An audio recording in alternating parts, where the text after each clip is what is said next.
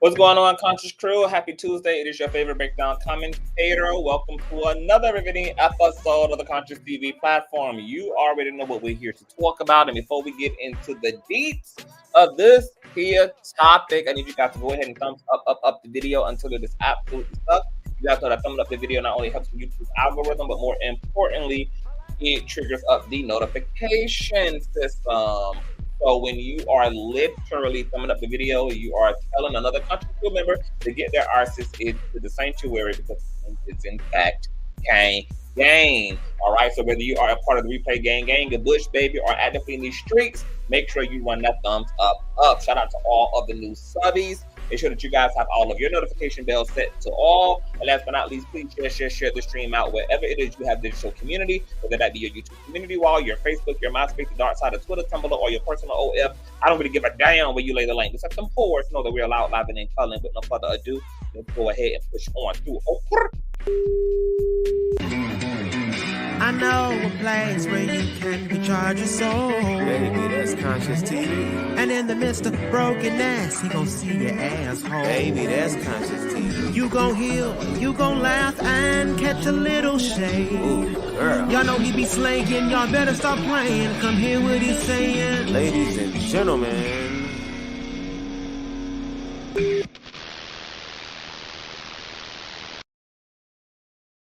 All right, what's going on, Conscious Crew? Your favorite breakdown commentator, and I just had to come and talk about what is going on in the news cycle right now because, baby, social media got it going on. Draya and Drake got the internet, okay, in a whole choke hold, and we're gonna talk about it. All right, if I have enough time, we also gonna drop the link and let you guys come up here and pop off because this is very, very fascinating, all right? Before we get into it, let me go ahead and shout out Miss Williams. Hey, love. Hey, Tina. What's going on? Star, Courtney, Bakita. Hey, Boo. Hey, I.N. Gardner. Hey, y'all.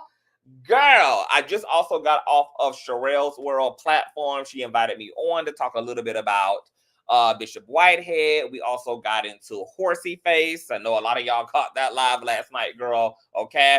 Someone sent for us, and we got up, all right, and got up well.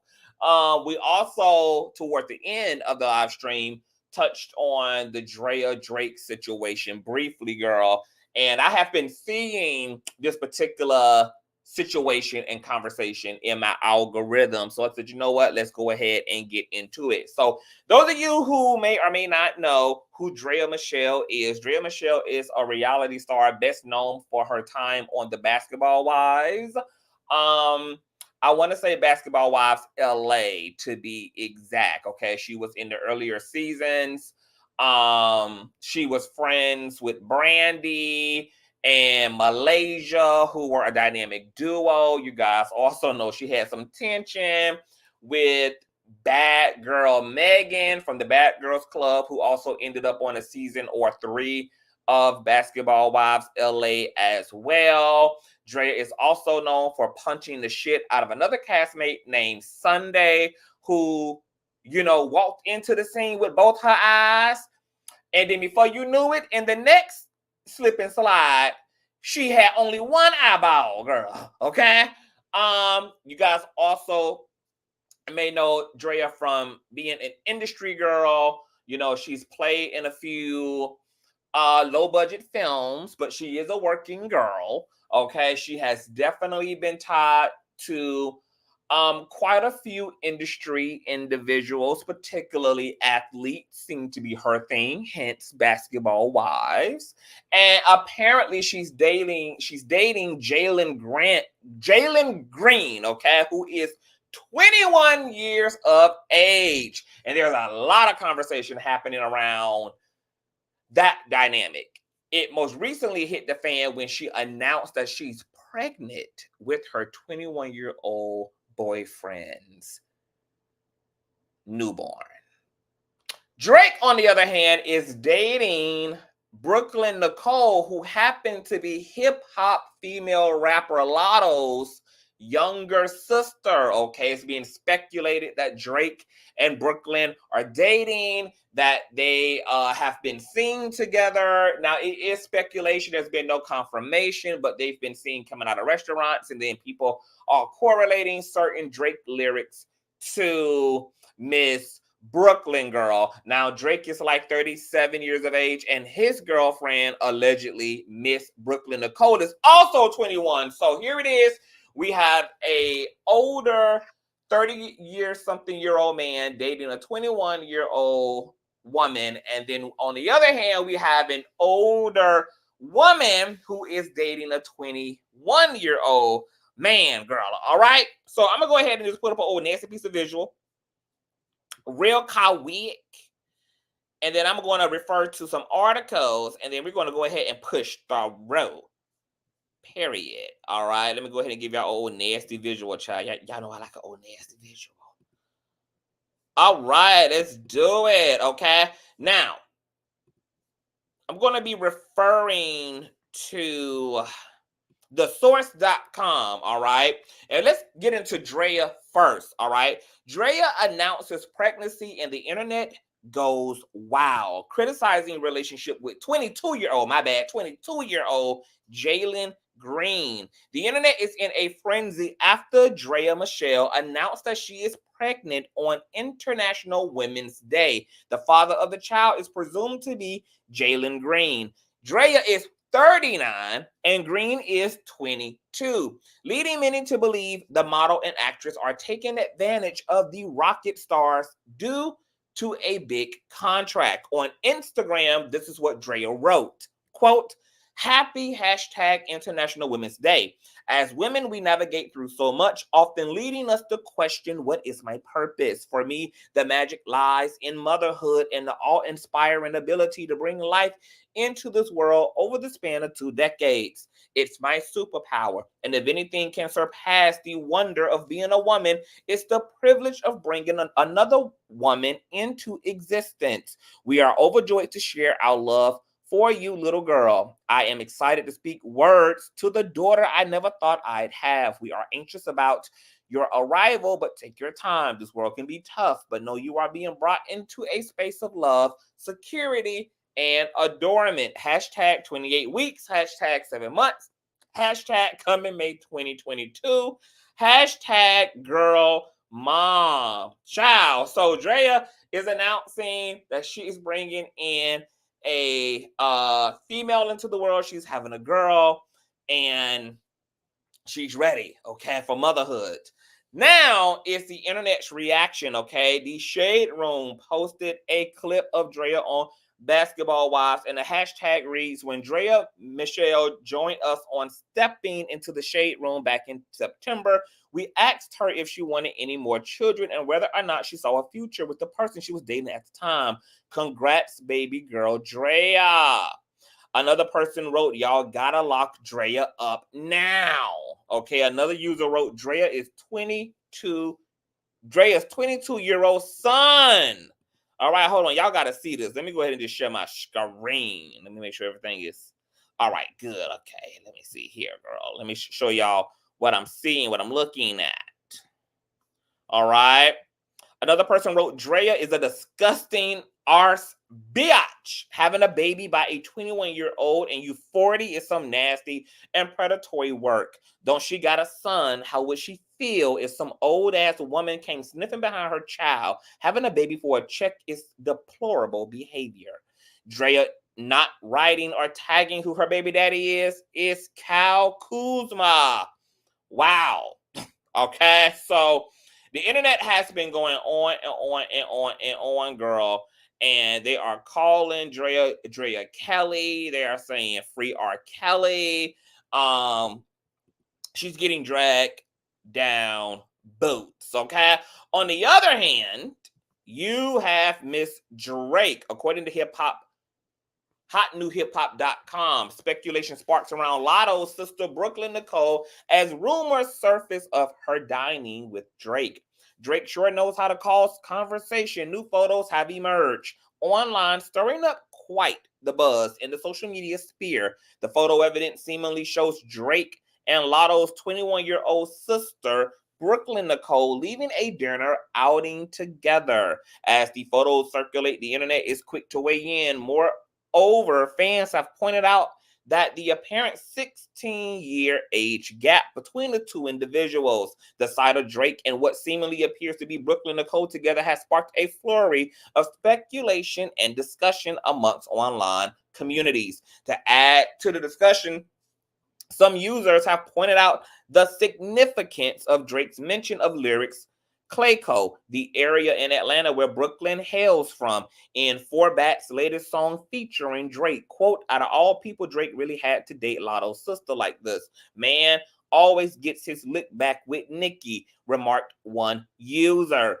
hinting at past relationships and potential drama within the music industry. Additionally, concerns over the notable age difference between Drake and Brooklyn Nicole have also surfaced in the online discourse. Let's not act like Drake doesn't fall in love every 3 to 5 business days, commented another user, highlighting Drake's romantic history and the perceived frequency of his relationships.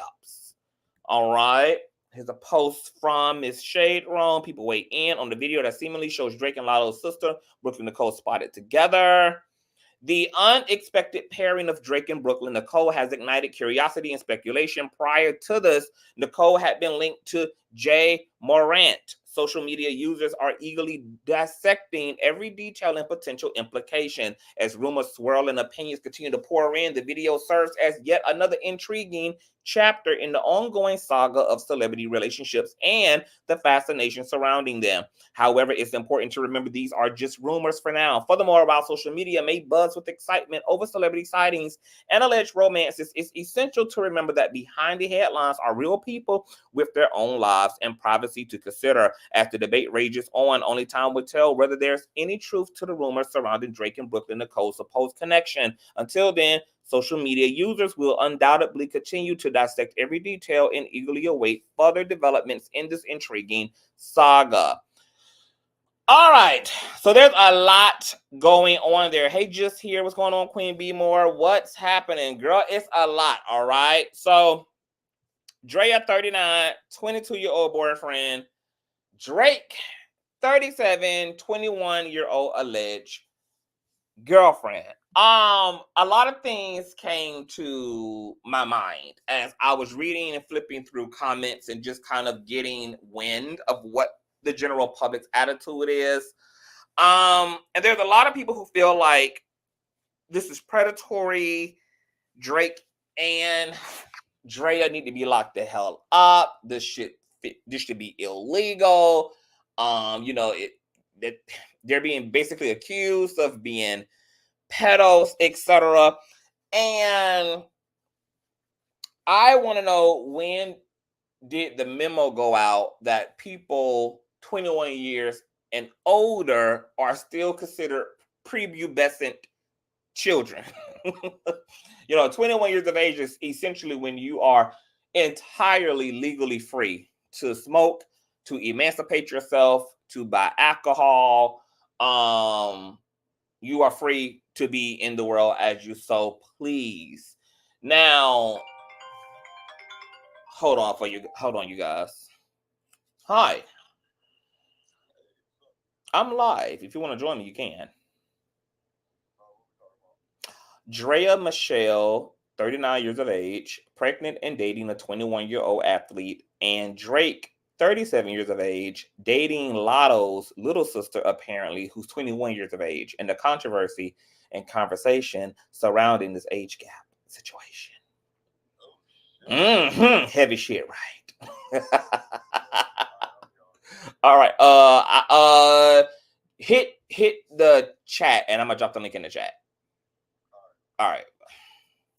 All right, you guys. So, okay, so I really want us to really talk about this. Because in this age where there are the R. Kellys, there's the Bill Cosbys, there's the Mysticals, there are the Harvey and Jeffrey Epstein and Weinsteins of the world. We know predators exist, but being a predator also has a definition. And grooming does not apply in either of these situations because Drake did not allegedly start courting Brooklyn when she was young or a minor, nor was he in a relationship to her. He did not meet her or know her or have any involvement in her life when she was 13 or 14 or 15, etc. And the same can be assumed with Draya. Matter of fact, let me see how long Draya and Jalen have allegedly been dating. Okay, he's 22. How long has Draya Mitchell and Jalen Green been dating? See if I can find some information here. Let's see here. This is thesun.com. Because I don't know anything about her dating history. Who is Draya dating? Draya's dated many athletes and is currently dating NBA star Jalen Green. Their relationship has been met with criticism as Jalen is 17 years younger than Draya. On March 8th, 2024, Draya announced that she was pregnant. Before dating the Rockets guard, she dated a quarterback named Tyrod Taylor, and she also dated former NFL star Orlando Scandrick from 2015 to 2019. Okay, so she's dated after 2019 NFL quarterback Tyrod Taylor. It's now 2024. So I'm going to give it a year or two. That maybe. Okay, 8 months. Kevin Scamio said 8 months. Okay, they've been dating 8 months. Okay, so they've been dating for not even a year, which means that they started dating last year, which means he was 21 years of age. Okay, so Draya did not start courting. She didn't have any involvement. She did not know this man and had no significant role in his life when he was also a minor or a teenager either. Okay, so both of these adults, Draya and Drake, met their significant others when their significant others were also of legal age. Now, I'm going to tell you what I do like. I do like the fact that even though social media is so extreme and a lot of times out of context, even though they have the right attitude in mind, but everything always goes to hell with social media. We have good ideas. We got the right agenda, but the execution be a total mess to the point that we just have to start all over and end up getting nothing accomplished, right? Because on one hand, we're living in a society that's trying to make space for victims of SA. We're trying to make space in society regarding the tactics and raising awareness around pedos, etc. And so there's that being championed behind is creating that space, creating that conversation. But because social media is unregulated, all right, let me drop the link for Tyrus, the warlord. Because social media is unregulated, girl, and is a hot goddamn mess, okay, we end up always conflating a trillion things into one movement that end up having nothing to do with the movement itself. And then nobody even knows what the hell the agenda even is when it's all said and done. All right. So I really want to sort through this. Okay. Because my personal perspective is that the system and the sector of society that's trying to make space to raise awareness around pedophiles and predatory dating and predatory grooming might be some of the people who are conflating this particular scenario when it comes to age gap relationships. Age gap relationships are not equivalent to pedophilic dynamics or relations, okay? But it's a separate conversation. And it's an interesting conversation about dating up, dating down, dating younger, dating older, all right? Now, let's start with Drake and Miss Brooklyn Nicole, but not before we welcome Tyrus the Warlock. How you doing? Yo, what's up? Man, we getting into it because there's a lot of social media conversation and buzz around these two relationships because of 17-year-old age gaps between significant others, and it's just creating a lot. Both Drake and Drea are coming under heavy fire and are being accused of predatory dating, and this is inappropriate, and both of them should be locked up, etc. So we're having a conversation. Now, I guess before I go any further, what do you think? Do you think that age gap relationships should be lumped into predatory dynamics with minor individuals?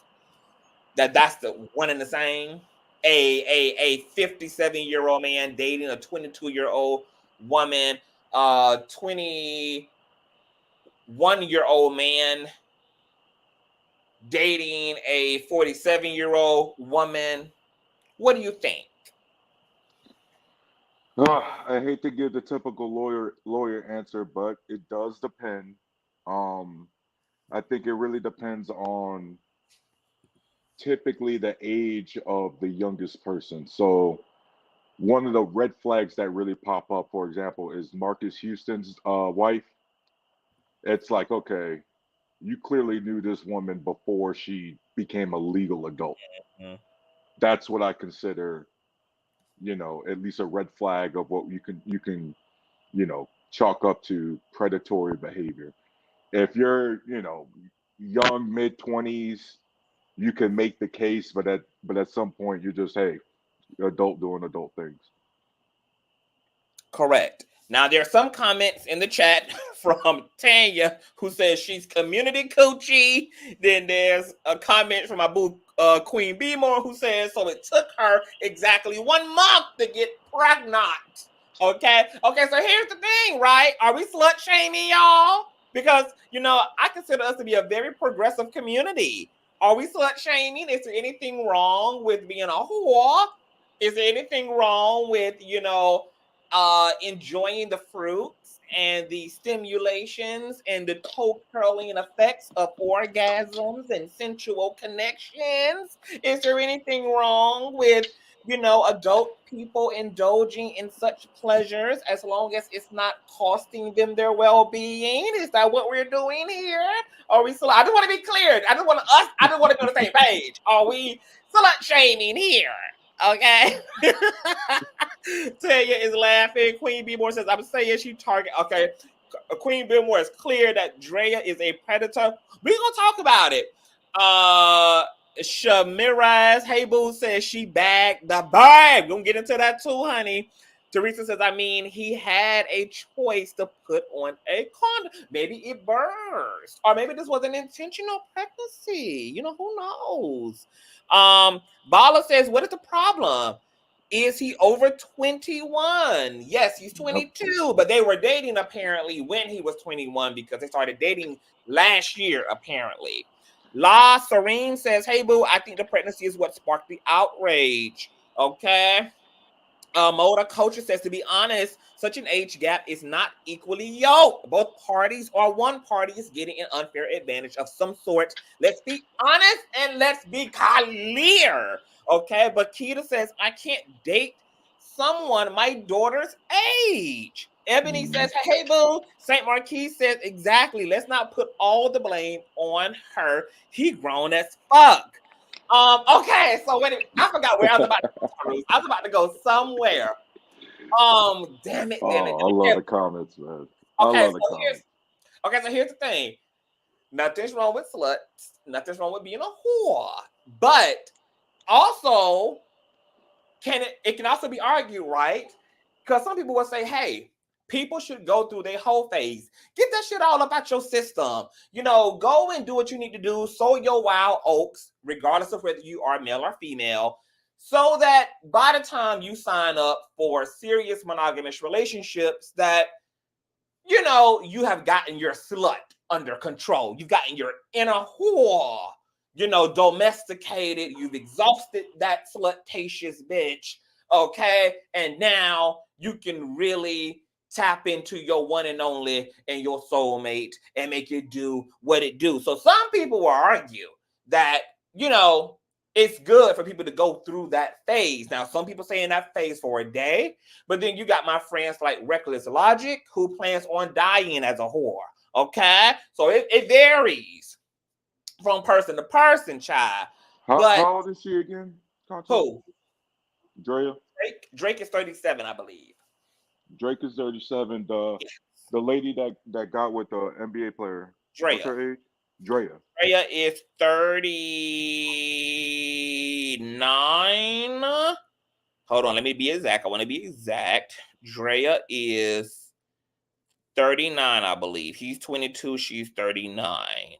So yeah, I think 39. Yes. 39. Yeah, this a nothing burger. Okay, what is that? How do I deal with it is? That it's nothing.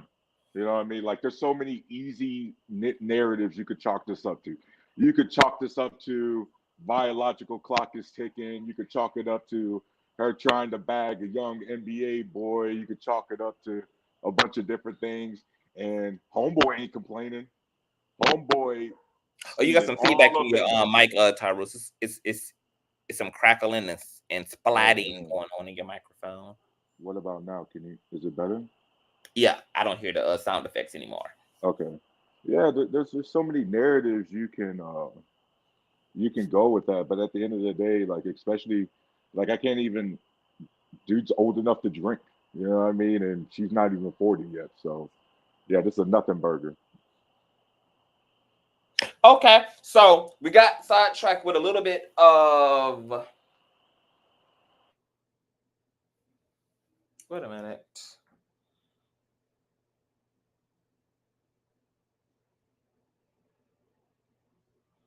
Now, the thing that makes it something is the fact that the age gap and her getting pregnant, right? That's the red flag that comes up, because now you're wondering, okay, did she set a trap, right? Like, is this some sort of cougar cub scenario we're dealing with here? Like, I wonder what the older ladies think about that. Okay, I'm back. Okay, so let's deal with Brooklyn and Drake super quick, okay?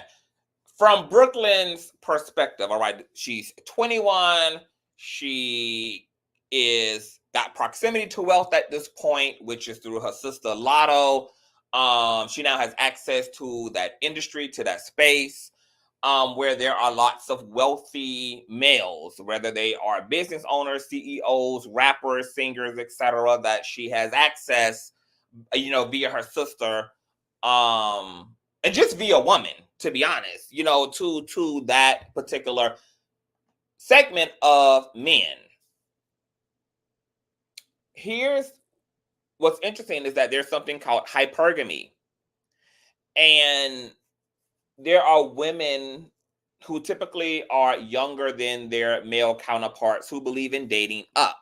For those of you who don't know what hypergamy is, Hypergamy is defined as the action of marrying or forming a sensual relationship with a person of a superior sociological or educational background.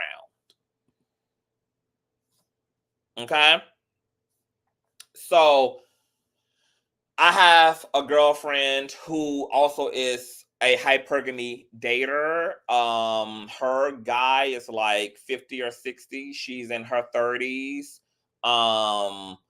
And her attitude is she wants a seasoned man. She wants someone who has, got seasoned and developed and matured in their career. Someone who has had enough time in the world to know what they want, have had some life experience, etc. But ultimately, she's looking for financial security. And that's not promising when you're dating, someone quote unquote your age, when you're dating another 25-year-old, you're dating another 22-year-old, because life is just beginning. So from a younger perspective, you have the attitude, the younger legal perspective, you have the attitude that dating older offers more security emotionally, because these are seasoned people who've been through life. They've been through their whole phases. They've been through relationships. They've had time to learn about themselves, etc. So it just seems to be a better pull for your buck, on top of the fact that there seems to be financial incentives, especially for women in a patriarchy dating older. Then you have Drake, who also is considered a male cougar, and people may ask, what in the hell would Drake see in a 21-year-old female? Now, this is where we can swing the pendulum back to Drea as well, because there's a lot of reasons why people come together and are attracted to one another, and why being of age appeals to younger people, and why being of youth legally, I'm gonna always make that disclaimer, is of interest to sometimes older people. I found an article from psychcentraltarus.com that says and explores what an older man may want to date a younger woman for. And this is what it reads. Why does anyone want to date someone else? There are infinite possibilities. The vulnerability of young girls has made the older man dating younger women stereotype a predatory one. While it's true that some men may consider younger women easy targets for manipulation or control, there are less sinister reasons an older man may be drawn to someone younger. Sometimes it just happens. You fall in love with the person and overlook their age. Other times it's actually the energy, appearance, and life perspective of a younger woman that may be attractive to an older man. In some instances, the intention may not be a healthy one. Every case is different. A 2020 large-scale replication study examined preferences across 45 countries. Researchers found that most men placed a higher emphasis on appearance when it came to choosing a partner. The reason behind it isn't necessarily vanity. Primitive humans seem to have selected mates based on reproductive success. Features like youth, symmetric structure, and wide hips in females were viewed as signs of overall health and vitality, which would ensue species survival. On some level, the ancestral and instinctual attraction to such features may remain in both Eastern and Western cultures, as noted by a large international study from 2020. This could be a reason why men in general may be attracted to younger women. You have also long-standing traditions. Stephanie Giuliano, a licensed professional clinical counselor from Rio Rancho, New Mexico, points out that women haven't traditionally had the benefit of equality. Quote, men initially had more privileges, and so it was not unheard of taking a younger partner to take care of. And on the other hand, a young woman leaving home was being taken care of both financially and socially, she explains. While the adult-child relationship dynamic has been denounced in some parts of the world, there's still much work to do in that respect. It's also possible that these practices have influenced dating culture, and there still may be an undercurrent of older men dating consensual younger women based on wanting to be their provider. Okay, and that goes back to the hypergamy dating style.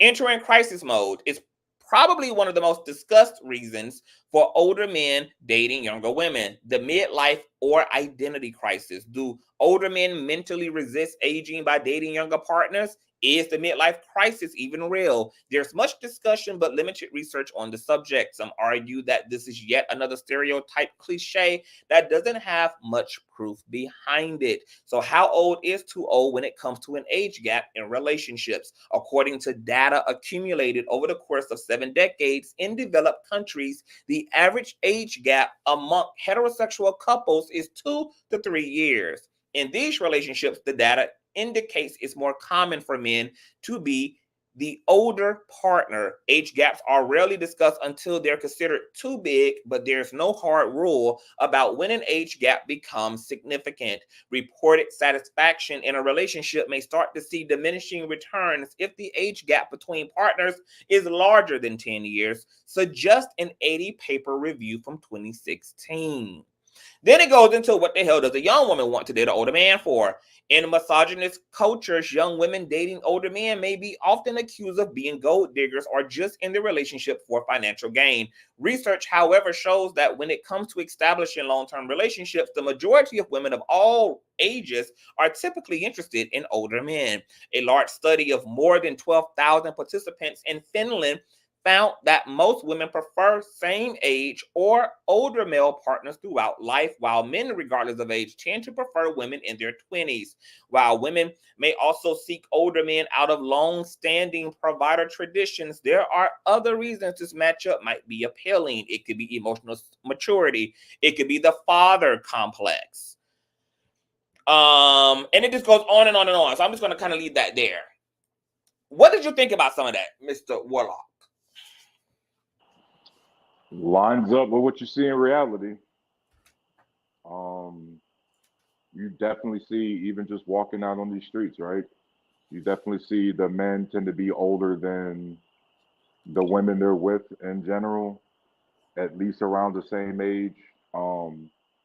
But you can make the argument too, there's a maturity gap that's a lot less wide than the age one. You know what I mean? Because the what we always say that men mature at a slower rate than women. You know what I mean? And so I could see that, especially with guys, 40, 50, at least economically speaking, and in the life, you still hitting your stride or you just hitting your peak at that age. And so you can still, guys are still looking at women who are fertile, if you will, can still get pregnant. So there's a lot of things that go into that. What do you think about it? I think that all things have to be. Hold on.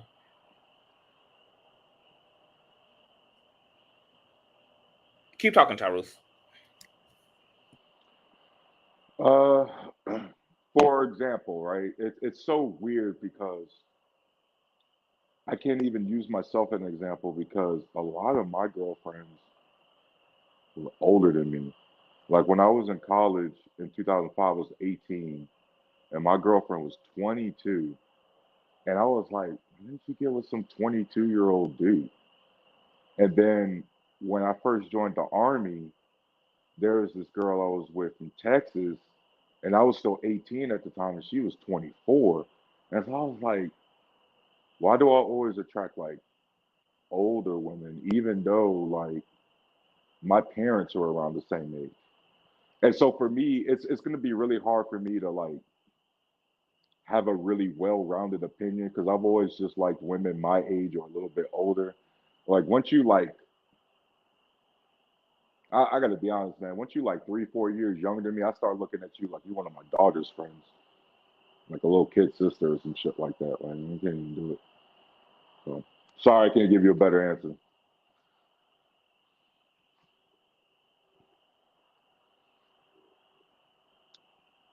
Keep talking. I'm on a emergency call, super quick. All right. Well, Rashonda was like, men look at me as a child. I'm 43. How I look like a child when I'm grown. Never mind. I mean, that's good genetics. You know what I mean? It's like some women, especially like if you eating healthy, you taking care of yourself. I mean, y'all see it, man. Some women, they be in their 40s, and you think they young 20s, mid 20s. You know what I mean? You never know. Just like y'all see people, both men and women, but I guess dealing with more the feminine thing. Y'all see the women who clearly like chain smoke their entire life, nonstop drug party and stuff, and that's just in general because guys age a lot like that too. You know what I mean? So it's all about genetics and it's all about how you carry yourself. Um, Motor culture, them older men are wild jungle, they wild jungle beasts. Have you thinking about to turn into a thriller in bedroom? I'm scared of them older ones. I can't handle them. Hey, do they really be popping the blue pill a lot, ladies? Like straight up, this is a safe space. You can answer this question honestly. Do they really be popping the blue pill, or do some of them really just say "F it"? And I'm gonna go get that crazy shit from the gas station. Let me know in the comments. Uh, Teresa, my son is 22 and was dating a 34-year-old. I asked her why, and she told me he treats her like a lady that's very mature for his age and has his own, and don't look for her to take care of him. That's an interesting dynamic, Teresa. I hope you can expound on that a little bit more. Hope I used the right word, guys. I'm a little bit baked, as you know. Let's see, Tanya. Oh, Tanya. I know you mentioned the anime before. Side note, I know you mentioned the anime before with Megan Thee Stallion. Rest in peace, Akira Toriyama, creator of Dragon Ball. Sad, sad, sad day. People say I look 25 because I'm short, 5'9", black, and don't crack. Hey, look, Tanya, sometimes you just gotta let people know, like, yo, I didn't ask to be born to these parents. It's not my fault I happened to win the birth lottery. Don't be salty. You know what I mean? You just gotta let them know sometimes. Mary said, I always thought men groomed to go after any woman, no matter the age. Are men to talk to seek out younger women? Mary, Mary. Mary, I need you to understand something about men. We will go out like a heat-seeking missile for any woman that even bats a pretty eye at us.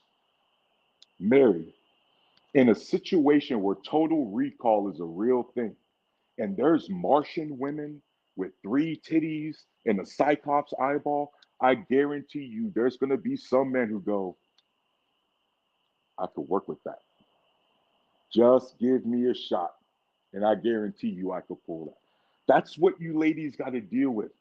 All right? Us as men, we'll date an Arabic chick. Just don't try to recruit us to ISIS, Al Qaeda, or Hezbollah, and it's all good. You know what I mean? So we're gonna go and try to talk to whoever's gonna give us attention, Mary. That is the reality. You know what I mean?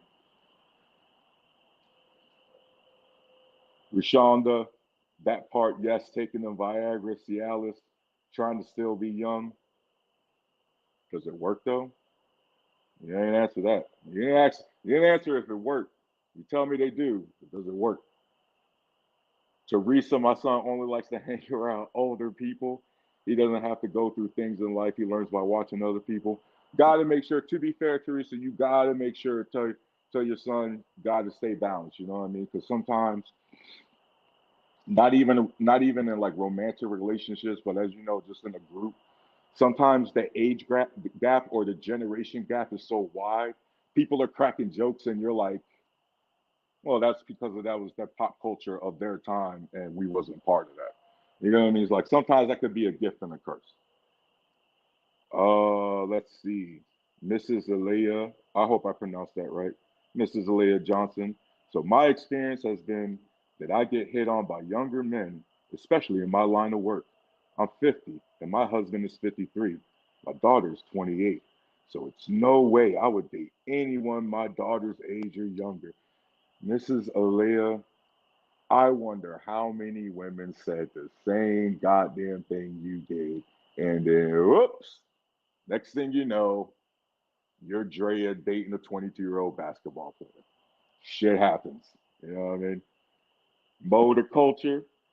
Well, the one I dealt with, he took them gas station pills, and let me tell you, he had the stamina of 10 men. Jesus Christ. And he got a little experimental too on the Okay, I'm freaky back. tip. I'm sorry. Physical erotic safari of pleasure. Jesus Christ, Mo. I feel that. All right, I'm I'm back. glad you got I to didn't hear experience that. anything, All so right, got you. I didn't hear anything, so I'm not able to comment on whatever the hell been going on because I had to take a phone call. I don't Man, even know where we were in the discussion.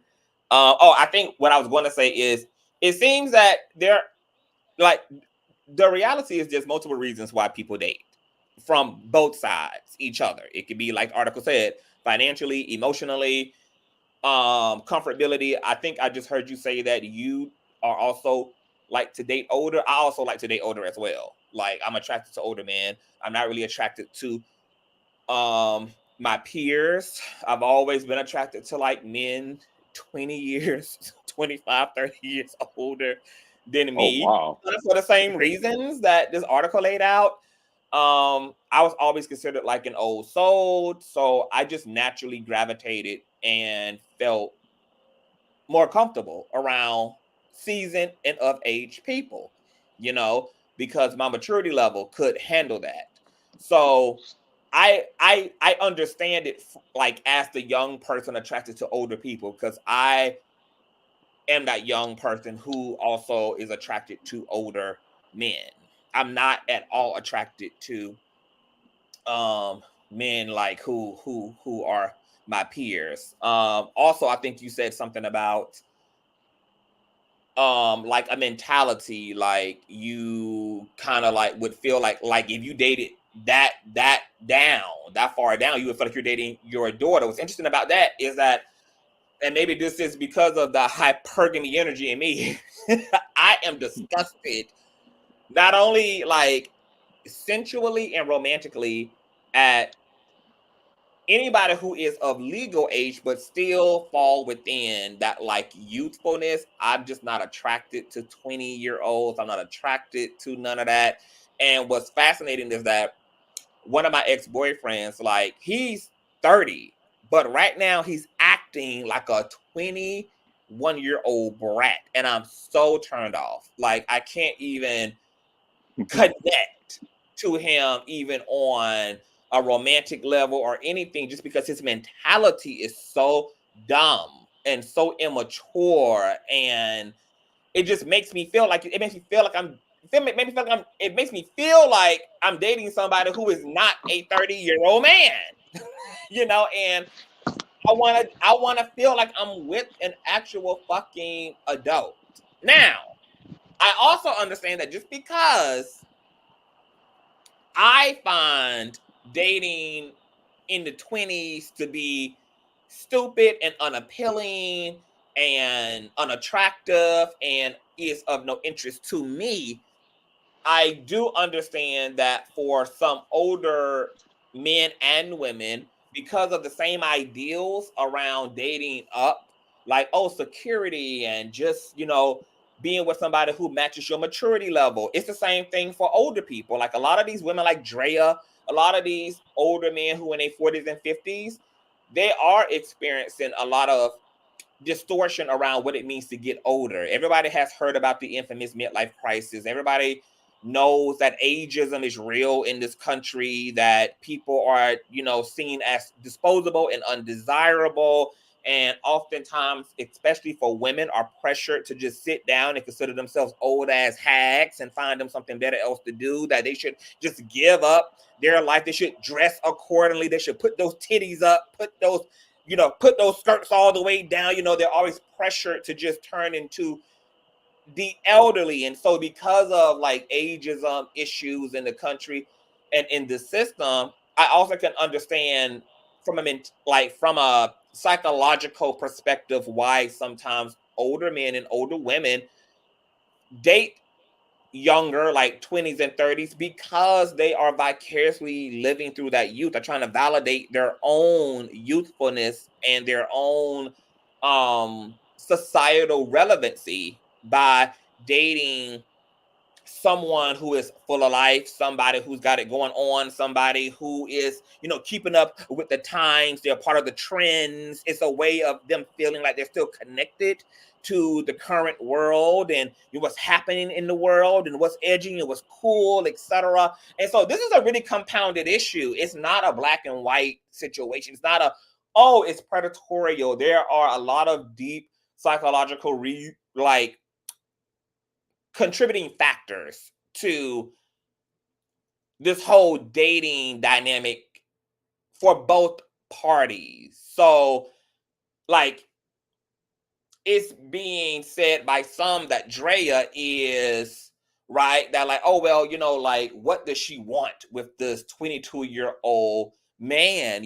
She is a mature woman. My rebuttal was, it's an assumption that Draya is mature. I mean, this was the same woman who was just fighting on reality TV just a few years ago. This is, Draya is not, when I think of Draya Michele, I don't think of some regal, intellectual, philosophical beacon of wisdom. Draya is still very much so, she might biologically be 40, but she still carries herself like a 20-year-old woman. She keeps up with her body. She eats well. And, she still has a relevancy. And maybe she sees that reflected in her partner as a way to help her with that social equity. But at the same time, also, Draya dates the bag. And I think another factor to Draya dating Jalen Green is not only because she herself is in her 20s and she can relate more so than what we're giving her credit for. Draya, I still consider Draya I'm not going to say immature female, but Draya is a fan of Nicki Minaj. She's still listening to all the hip hop. She's twerking. She is, doing the TikTok challenges. She's not really doing anything that a 22-year-old wouldn't be doing as well, which is why I say I think she's 22 in her brain too.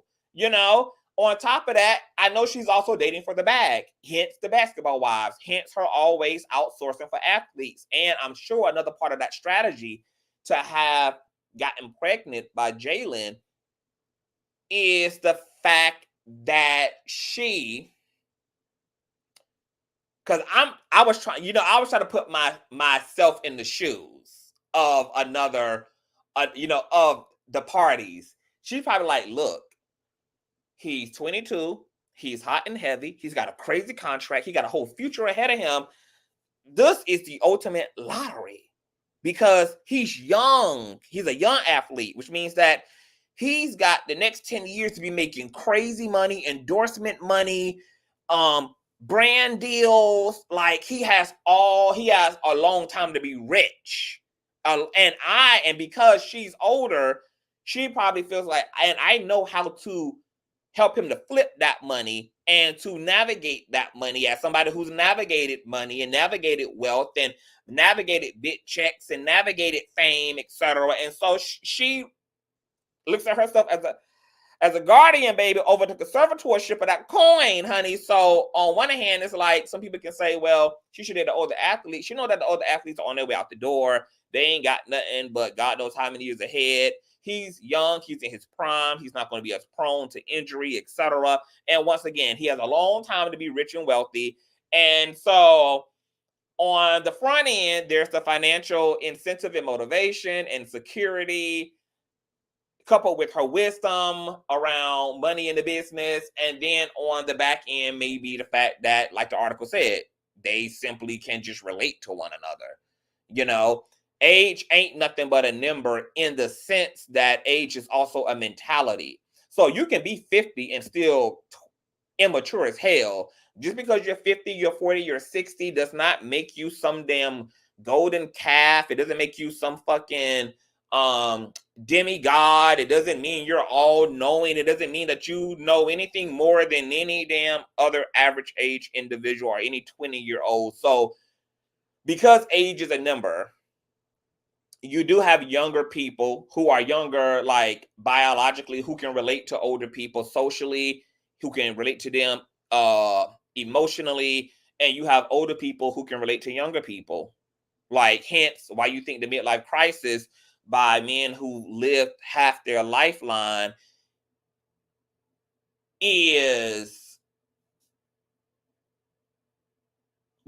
like they're buying Ferraris and they're trying to stimulate that youthfulness. What do you think about that? Can we just call it what it is? What? It might have made it came a little bit early, but it's the same thing as somebody saying a dude's got a midlife crisis.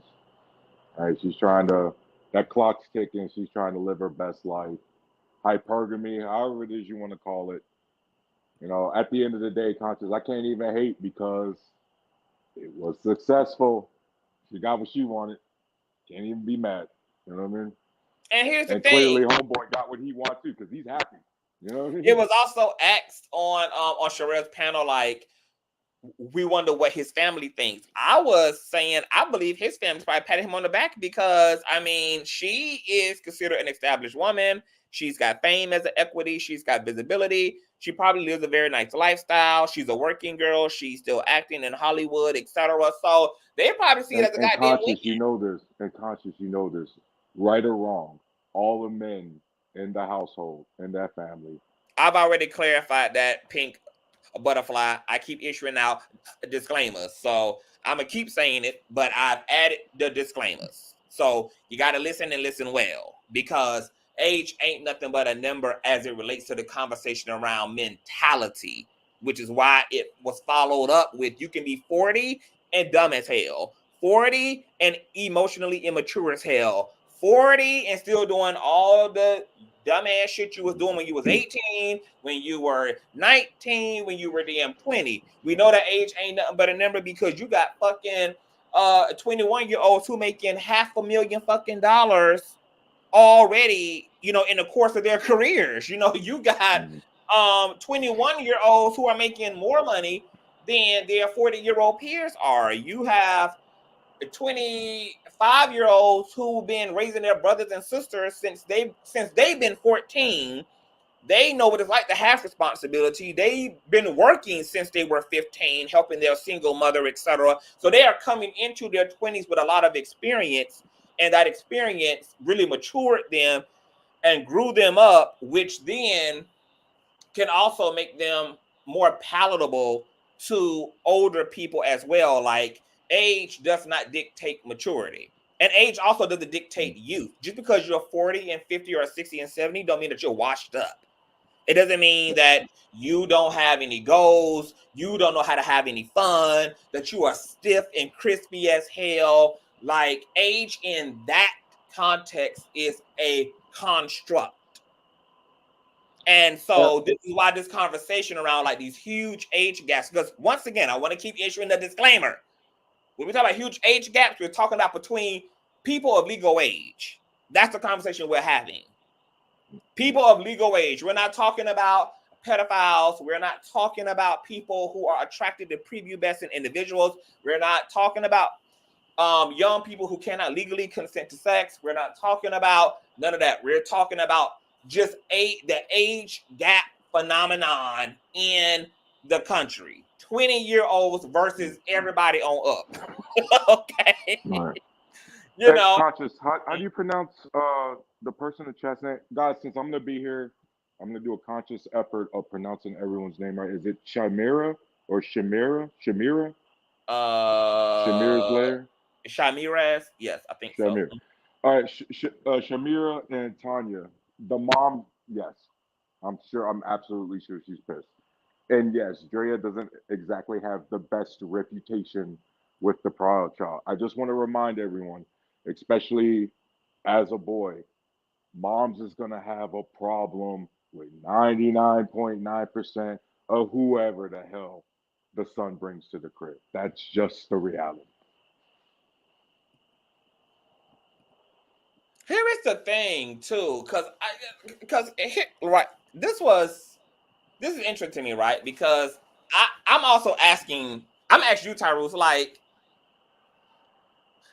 22 years old, is there really a difference between your 22-year-old daughter bringing home a 55-year-old man versus her bringing home a 25-year-old man? Yeah. I mean, outside of age and outside of Yeah. like shit, outside of shit that don't matter. You Like, mean outside of everything? Yeah, what that actually fucking is, matters. huh? Yeah, that matters. I mean, it's literally everything. Yeah, it matters. Yeah, I'd be scared as hell if my daughter brought home a dude that old. Oh my god. Why? Okay, when you say scared, Oh my and see, god. look, because this the thing, Warlock. This the thing. For me, I'm going to be equally scared at my 2-year-old daughter bringing home a 25-year-old fucking man who is in the prime of his six packs, his abs, hot and ready on the block. He, the big man on campus.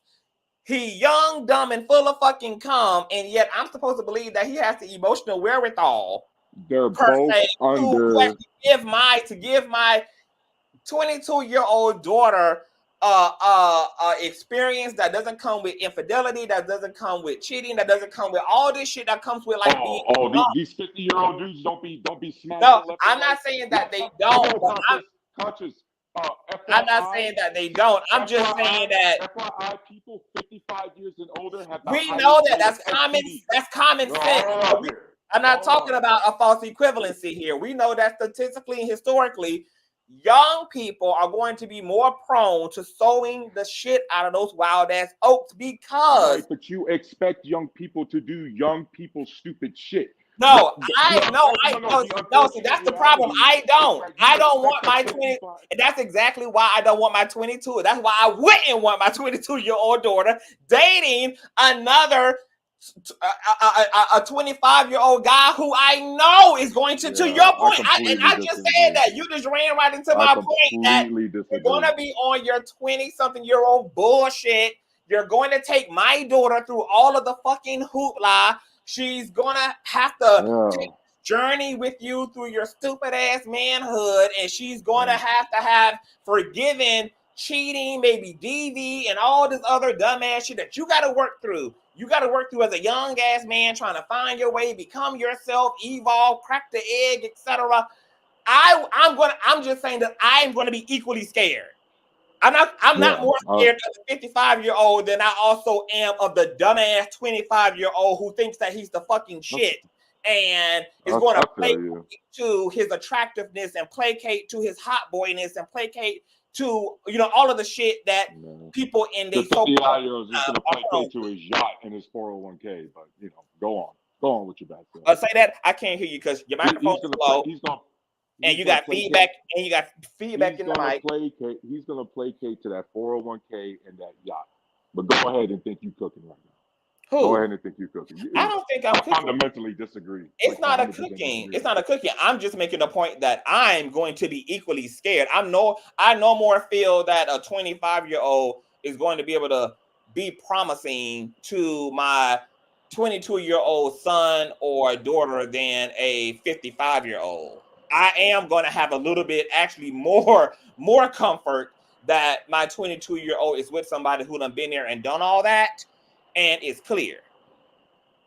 Yeah, I fundamentally disagree. There's no way in hell my 22-year-old daughter bringing home a 25-year-old guy is more of or equally as a red flag as her bringing home a grown-ass man who has already lived a whole other life. That just screams manipulation. No, I fundamentally disagree. Okay. And again, it could go either way. I'm just saying, Conscious, I disagree. And this is why it's so difficult to have a realistic conversation. This is because nobody wants to be realistic. We know that there's nobody more fucking being realistic. Hold on. We know that there's nobody more fucking predatorial than young ass people, than predatory ass people. To act like a 25-year-old doesn't have the incentive to cheat, the scam, to take advantage of. No one's saying that. No, because if we're gonna let the pendulum swing from left to right, because all of us were 20, and all of us been through it. So so it's just a reality. It ain't no ifs, ands, or buts about it. You're really it's a reality, bro. Okay. All of us had our little heart heart broken in high school. All of us had our heart broken throughout our 20s. To act like somebody of age is not gonna be on a bald-headed hoe shit is crazy. And you got an unrealistic ass attitude if you believe that a young person is with the shits, baby. A young person is outside. Imagine going off Motherfucking outside. That's what you're doing right now.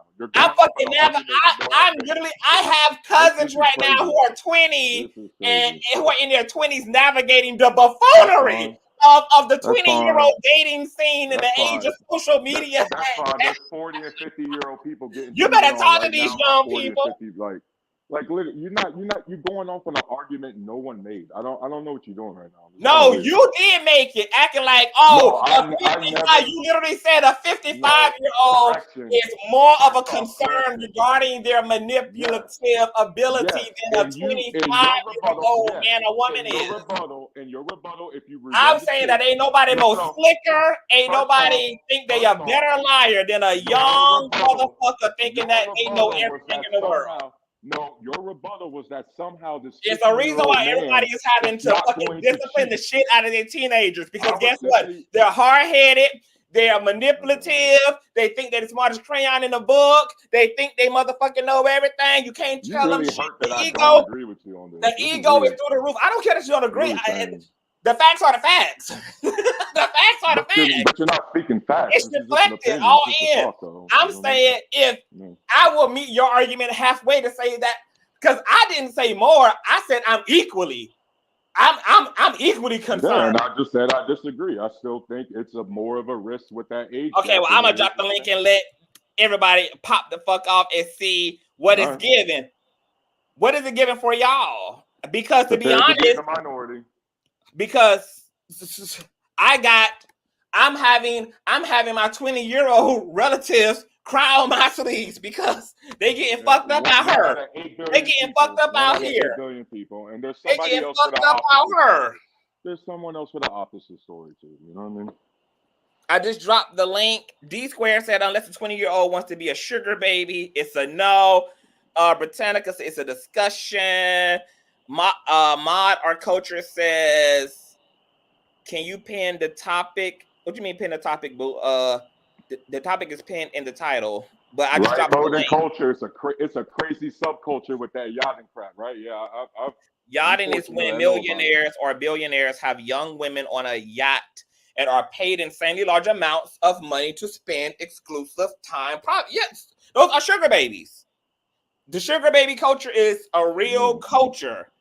And it's not even exclusively a sexual culture either, because I've been a sugar baby. You can have wealthy men and or women pay for your time, pay you big dollars for your affection, fly you out, put you up. They want an emotional relationship.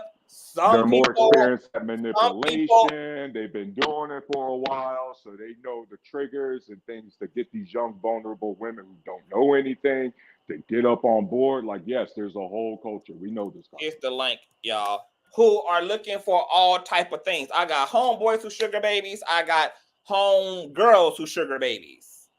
I know sugar mamas and sugar daddies.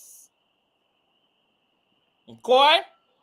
It's a real culture, baby, and people getting paid well to do far less things than the hooker on the corner gotta do, than the stripper on the pole gotta do, than the escort gotta do, because people paying for all type of interesting stuff.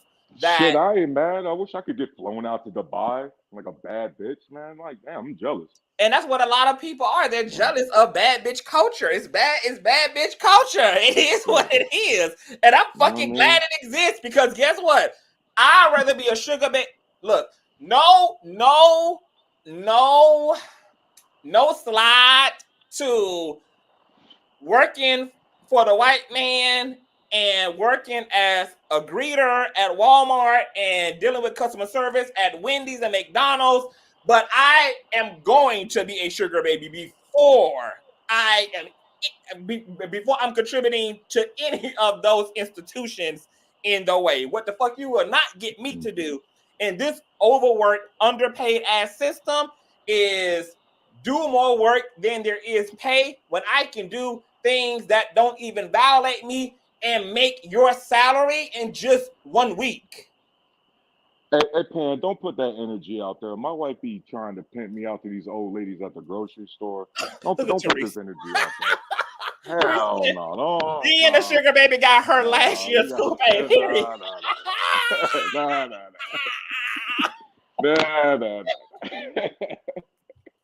Y'all tripping, man. All y'all Push tripping through, tonight. come on. All y'all tripping. Talk about it, honey. Let's get into the Oh, sugar man. baby teas, honey.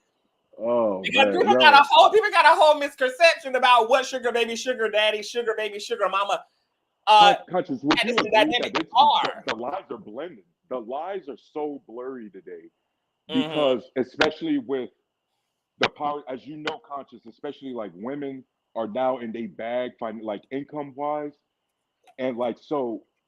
Just for example, I guess so I could put my thoughts clear. My wife got a lot of friends in the medical field. She's a travel nurse and everything. There's so many single women who just got bread conscious, and it get to the point where they basically just throwing money at these dudes because there's a lot of these, a lot of guys are insecure about that whole salary bullshit and everything like that. And so sometimes, man, conscious is even 28, 29, 30 plus year old women who feel like they got to drop a bag on these men like we at the strip club or some shit like that. It's crazy, man. Yeah, it's crazy. No, it's wild. The world is upside down. All of the lines have been blurred. We're living in the age of Aquarius. All lines have been blurred significantly. The world is very interesting, but more importantly, there's more avenues for people to get ahead or to make money in the system than there ever was, especially for women who have always had to literally be forced into predicaments just for the sake of basic Right, needs. yeah. Now women get to Just for actually survivability.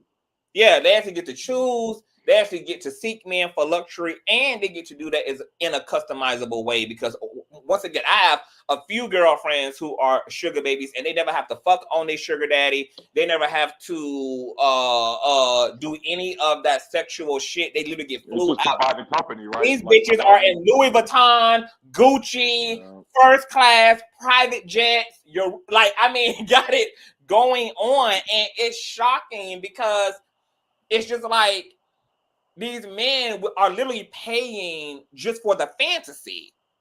Just for the company. That's just A really lot what of they them want. don't even have dicks that work. Like, they're literally just paying for the fantasy. They're just paying for the company. They're paying for the companionship.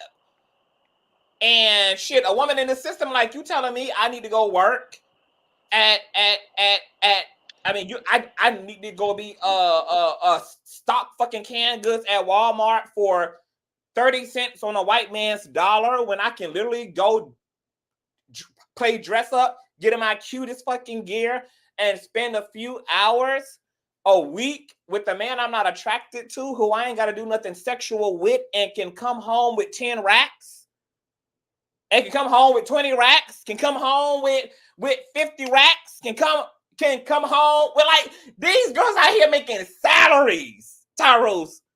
They're making the average wage just through fostering and placating the fantasy.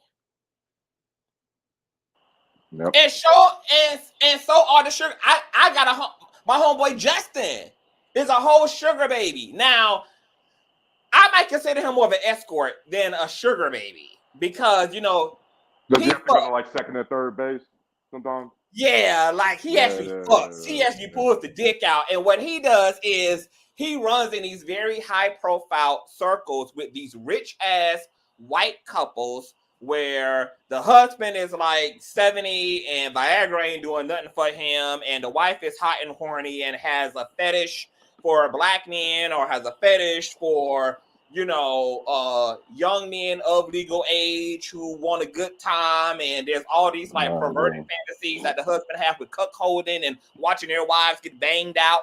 and he be making anywhere from like 25 grand a session to 280, just to bang the fuck out of somebody's wife in front of the husband. And I mean, he's a whole playboy. Now he's in LA. He got his own production company. He's a recording artist. He's in school. He's been able to fund like the rest of his life with just fucking, something he would have been doing anyway, but he's fucking for money as well, fucking for means as well. He's putting that dick to billionaire pussy. But see, I think, and this is the part, Conscious, where I respectfully have to explain to you, there's a difference between being a known sugar baby and in that situation. Everybody, what do you call it a few weeks ago?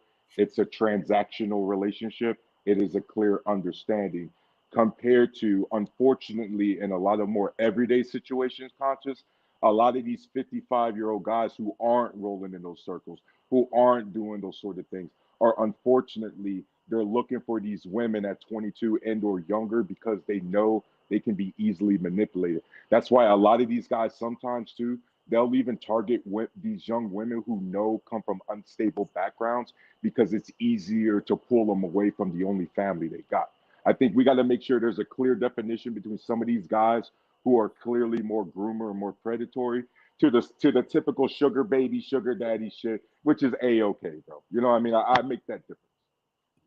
I think that we get into a lot of murky gray water when we talk about intentions, because the reality is it's being argued that everybody is in a transactional relationship, even those who are transacting in the name of love. What you got, what I got, am I attracted to you? Hold on. Or what you got, what I got, who's attracted, like what the attraction level is, what you do for a living, what you make, it's all transactional, even in the name of love. That's why 70% of marriages in this country are failing. And guess what? The common denominator is that's contributing to the failure of these marriages that were brought before God, brought before the community in the name of holy matrimony and unconditional love and to death does us part, is financial discrepancy and indifference. Yeah. So we are now learning that, yes, we are touting around the word love, but the reality is love is happening through the filter of capitalism in these systems, which is then making all relationships, generally speaking, transactional by nature. So the same reason why I won't accept that everything you chalk up everything to a transactional relationship is the same reason why when I'm on the panels talking to dudes, I hit them upside the head when they try to say, "Well, every guy's got to pay for it." If you think about it, it's really such a disingenuous argument. Sure, if you really want to look at it from such a crude matter, yeah, everyone's got to pay for it. But when we're talking about these finances, we're typically talking about somebody who you at least know if you leave your credit card laid on the table, they're not going to go and run up your balance. See, a lot of the times when you're talking about the statistics, everything you just stated about marriage conscious is true. Now, let's put the context around that. What they don't tell you is that a lot of the times the men control the finances in the house. And some of the times, you know what they do with that finances? They go gamble that in Las Vegas. They go put it in some dumbass investment and blow everything. Right. So you can't just look. So you can't just look at, well, it's a financial discrepancy and then leave it there. It's the same reason why I tell these guys who be like, well, women initiate most of the divorce. Okay, why do they initiate most of the divorces? Oh, now we see why they initiate most of the divorces. We gotta make sure because there are go flawed deeper in, you know what I mean? ideological issues around the people value and are perceiving money and the necessity of it, because people want to be in love, but people want their bills paid. People want to be in love, but people want a nice lifestyle too. People want to be in love, but they want all the other things that they claim that love can't bring them, that a check can. Right. So love and a check, love and capitalism are living as Siamese twins in this damn system, but that ain't working out well for those who want love. It's not, because unfortunately a lot of these guys are taking a step back. And even this idea of love is still transactional. If anybody who has a preference is in the business of transactional relationships, if you prefer slim, athletic, symmetrical face, long hair, blonde, brunette, etc., or you prefer uh medium build, dark, tall, etc., whatever it is all transactional. Rarely are people just falling for the hell of it. Like these bonds and these attractions are informed by a billion different things, biologically, culturally, societally. I understand the concept of like genuine relationship building, but it's funny to me that most people's love are failing them when that love is not living up to an ideal, which means that regardless of why it's falling apart, whether it's falling apart because there's no emotional availability, or your partner is too distant and works too much, or whether they are abusive, or whether they're immature as hell, or whether whatever the case may be, then it's not love. The reality is it was all mostly transaction. That's why it changes. That's why your desire to be with this person can be subjected to being altered. That's why Yeah, you can I today and disagree be with that. gone tomorrow. I can't chalk up huge aspects of life to everything being transactional. That's I mean, but it no, is. That's just a hard. And see, but it's not. this is But see, our I disagree with problem. that. And this is Yeah, our problem as Americans, and not even as Americans, but as just as a global species, a bit, but definitely as Americans, because I've noticed something about us, Tyrus, as Americans, is that we are very idealistic people. We have been raised on very feel good, out philosophy. the Yeah, gate, it right? all sounds Out the good. It gate. all sounds beautiful, but it's a catastrophe and it's becoming bleak and non-existent and unmanageable, the Yeah, same way that patriarchy is becoming unmanageable to men who once I used to thought believe they that too benefited. until I left America. I used to Mhm. believe that very thing too until I went to America, and then I realized how many black, Latino, white, Asian, Arab, European women are literally out here, eight, nines, tens, especially. Oh my God, them women from Nairobi, good fucking God. Um, oh my bad. Those What? women out there with 300 followers, they not getting flown out to Dubai. It's like it's crazy that you can actually get those sort of qualities relatively easy leaving this materialistic ass country. I encourage women and men, like, Yeah. go out there and date whoever the fuck you want, man. Environmental Yeah. influences matter and they make a difference. Like a culture informs us, environments and demographics and what's available to us in a space shapes what we want. It shapes how we feel, it shapes how we relate. Ms. Lara says, you said it's transactional relationship, so how is Drea and Drake benefiting? Well, clearly, Drea is benefiting from the check. Her man just signed a big ass contract, and he's young as hell, which means that he's going to be in season for a long time. He got a long time as a young athlete with everything to offer and everything to gain, and is already a six-figure man signing six-figure deals. So that's how she's gaining, is that he's got a long time to be a worker bee. Okay, he's not 50 years old, ready to sit his ass down. He's in the business of making money. He's in the business of securing the bag. He's in the business of growing the bag. And those are all things that clearly Drake is interested in. I mean, Drea is interested in. How is Drake benefiting? Drake is more so benefiting from the psychological reward that a lot of men experience under a patriarchy through the attainment of what is considered the quintessential beauty, which is a young woman who is well so-called built, who is and fits the atypical standards of beauty. That is major equity on him. Have you ever heard of trophy wives? Like there's major equity on beauty. Stepford There's Wives. equity, and even Kevin Samuels, the king of high value man, literally talked about how that's the only thing. That's one of the only things that high value men look for is beauty equity. Why would they want to be with a 44-year-old woman who needs her anti-aging cream when they can be with a 21, 22-year-old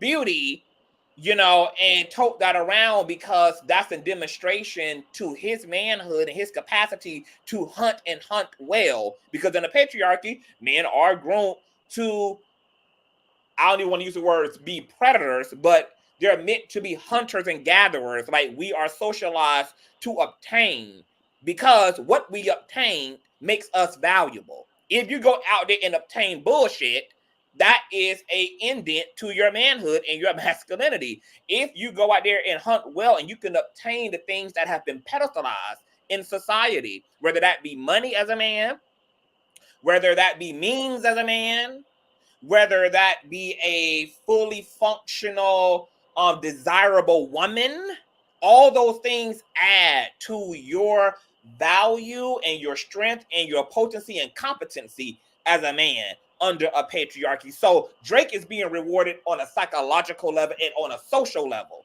by walking around with Miss Brooklyn Nicole. Once again, all transactional situations. Oh yeah, you know that CTV is the ghetto poet, honey. You know I'm a ghetto lyricist, honey. You know I like to spellbound use some words.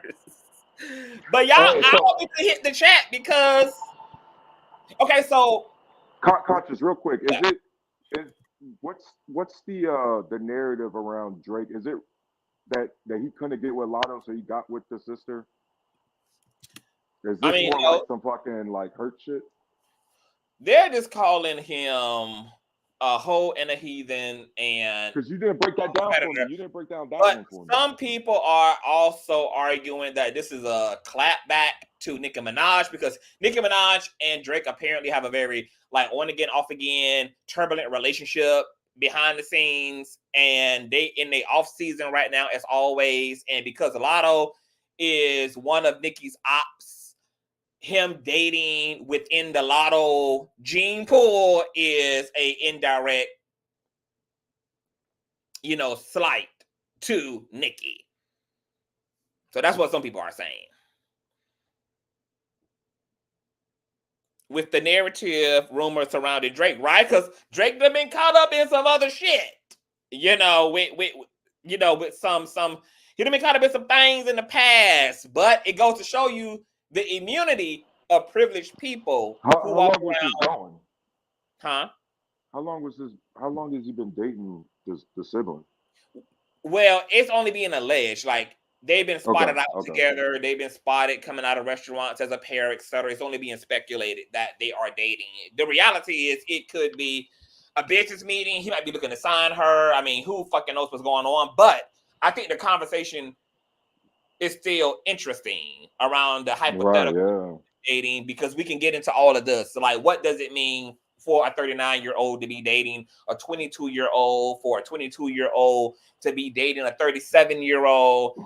And because this is what I don't like, Tyrus, about the situation, is that I don't give a fuck how people want to make it seem like there are inherent differences between a 20-year-old and any other year-old, when there's no inherent difference. There's not. That's exactly why people of various age gap groups can also form successful marriages and relationships and friendships. It's not like people acting like there's some black and white science that just puts 50-year-olds all the way over. No, it depends on who the fuck that 50-year-old is. It depends on who the fuck that 25-year-old is. There is no fucking inherent difference. This is not a monolith. No, it depends. The typical lawyer answer, it depends. You do have to take it on a case-by-case basis.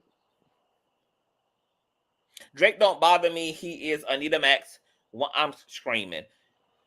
I feel like Drake's career is going to end with lawsuits, just like they all do. Right, homebody? Damn, homebody. All do. I wish I knew says dating younger people and even having kids is a no for me. But if Drake can date Lotto's sister, Drake can date Jalen. Who's Jalen? I don't know who Jalen is. Who's Jalen? That name sounds familiar. Jalen. Drake can date. Are you talking date Drea's man? Oh, I think you meant this. Oh, Draya can date Jay. Yeah, so that's the thing, right? But see, that's why people are on both sides. There are people who are smashing them both, or slamming both Draya and Drake. They both fucking out of order. There are people going after both of them for sure. Yeah, they're going after both of them. But at the end, Okay, so let's also get fucking real here, because see, this is a big problem with just this is why I can't stand the system, because we get into the shit and then we remove all of the reality. What I find to be hypocritical beyond anything is that the same people screaming, "Oh, this is inappropriate. What the fuck does Drake and Draya have in common with a 20-something-year-old legal adult?" These are the same people putting their children out at 18. It's time to go. Go be a man. Go be a woman. These are the same people who have their 16-year-olds You and grown now. no. These are the same people that got their 15-year-olds and 16-year-olds working fast food and contributing to bills, have real grown-up responsibilities. These are the same people who got their teenagers being alternative substitute parents to their younger siblings and babysitting and co-mothering and co-fathering. And then all of a sudden want to get to the Draya and Draya conversation and act like, oh my God, what are these 21-year-olds? What do you mean? Y'all been putting y'all fucking kids in grown-up situations since they've been old enough to not answer the door for the social worker. Since they've been old enough to lie to the damn rent lady. Since they've been old enough to stay home while, you pick up an extra shift. What are we talking about? So it's inconceivable that a 21-year-old can have a successful relationship or be of use or be of value to someone older than them, but we don't keep that same let these young people be young people energy when we're ready to kick their ass out of the house after they graduate, after we're ready for their ass to pick up a job as soon as they can legally work in the goddamn country. I mean, some of us got young people working like these children are working with lemonade stands. Paying whole utility bills. They getting work ethic. That's the whole gag.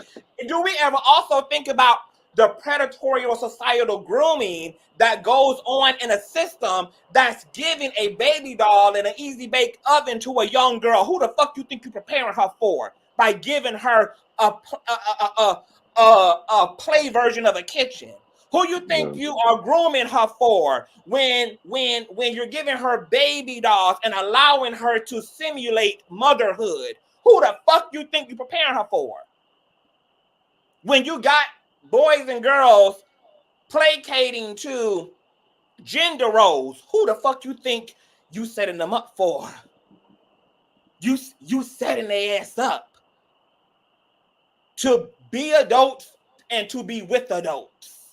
You're giving them adult responsibilities that start from the moment they come into this damn world. You got sisters in household with their brothers folding their brothers' clothes. I know men who don't even know how to use the washer and the dryer because that's something that the women did. 23 years old on their own don't even know how to work a washer and dryer because that's not what the men did. Pick up a dish where? Wash and fold clothes where? Who do we think, like, why we don't never really get into it? That'd be my problem with the conversations. We don't ever really get the fuck in it. We literally be like bobbing against the surface of the water, talking all this fuck shit. And it be time to kick the glass ceiling, baby. Because if we want to talk about it, let's really fucking talk about it. Because I don't mind the whole attitude of let's keep the 21-year-olds, 20 something. Let's keep them useful and unburdened. Keep that same fucking energy when you want them out of the fucking house. Keep that same energy when you want their ass to find their own place. Keep that same energy when you want their ass to find their own fucking money and have their own goddamn means at 17 and 18 and 19 and 20 years old as well. Because all of those can be argued to be adult-centered things. Yeah, I'm gonna have a hard time. You're gonna have a hard time getting an argument out of me. You and I've had the conversation. I'm prepping the home, expecting the girl's gonna be here to their mid-20s because of inflation, all that stuff. But I think everyone, we got to remember, at least in the celebrity world, young mid-20s mid late 30s. That's the same age group in that world. Like, there's not really. I don't see, as far as the age gap. I don't see necessarily an age gap because they're in the age group. Um, but damn, like, as far as all the other things you were saying, it's like I get the idea of the indoctrination and everything, but still, it still says something that from the other aspects, the massive age gaps when it comes to the 50, 60, and to the young 20s,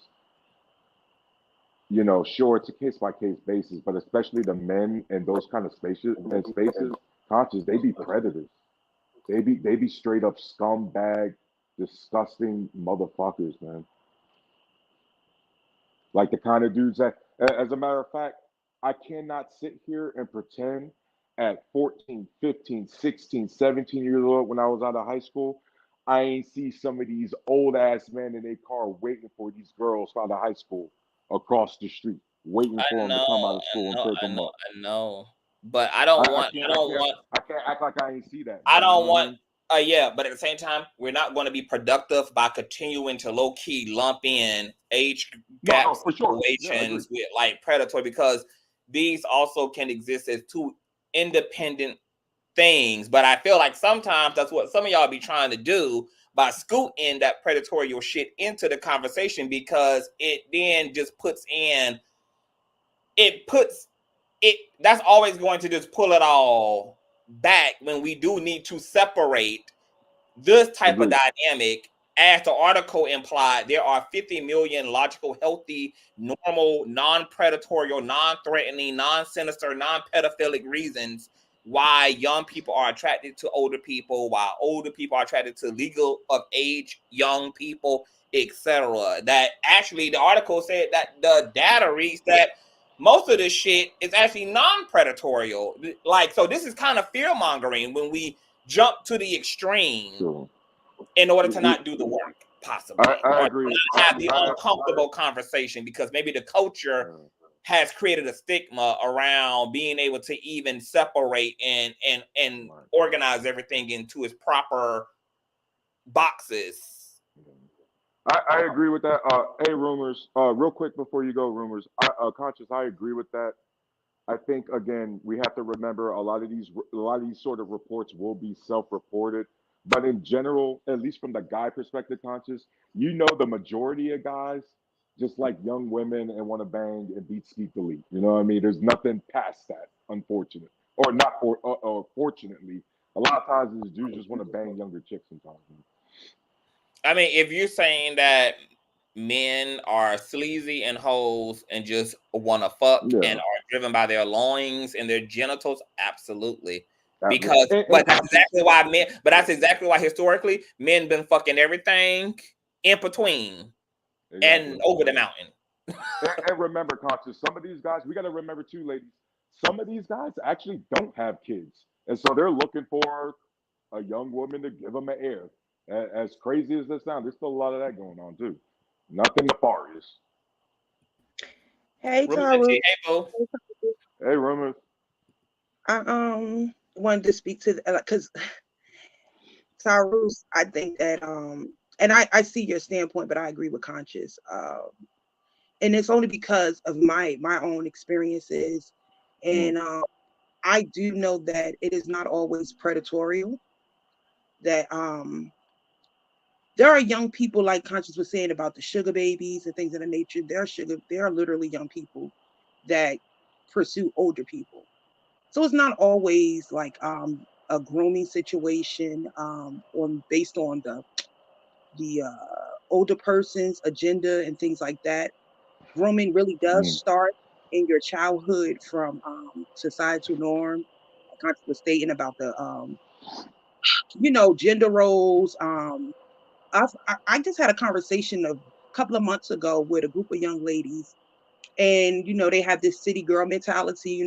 This thing where more females are about just getting what they can get, transactional, versus even thinking about having babies, settling down. They have more of the mentality of the toxic masculinity, in my opinion. Fuck niggas uh get money. Yeah, like, Yeah. and here's the thing. I don't think that there is any relationship on the face of this planet that is not transactional. And I think that's a big component that's missing because hold on one second. There's a big component missing that I think is important, that the same things can be said when it comes to most people's agenda, whether it's dating the same age, dating up or down or whatever. It is, hold on one second. I am on the live. Whether it's older or younger. Period. Leave mama People, alone. yeah, they so ratchet. Um, they, regardless of one way or another, it's the same can be said for people that are the same age. Everyone goes into a relationship with an agenda. I don't know anyone that does not go into a relationship uh, with marriage on the mind of not having children, not having financial stability, um, emotional security, sex being a main factor. Every relationship. So when those speaking points are geared towards people of different ages, it's kind of weird to me. It feels like Conscious was saying, a scare tactic, like to weaponize and like fear mongering. And I don't really understand that. For me personally, as long as the person is not causing harm or injury, let people live and let them be. I don't think there's anything wrong with a person being 20 years, 5 years, 10 years, 20 years, 30 years. If you want to be with somebody 109 years old and you're 21 years old, that's your business. And that is your God-given right.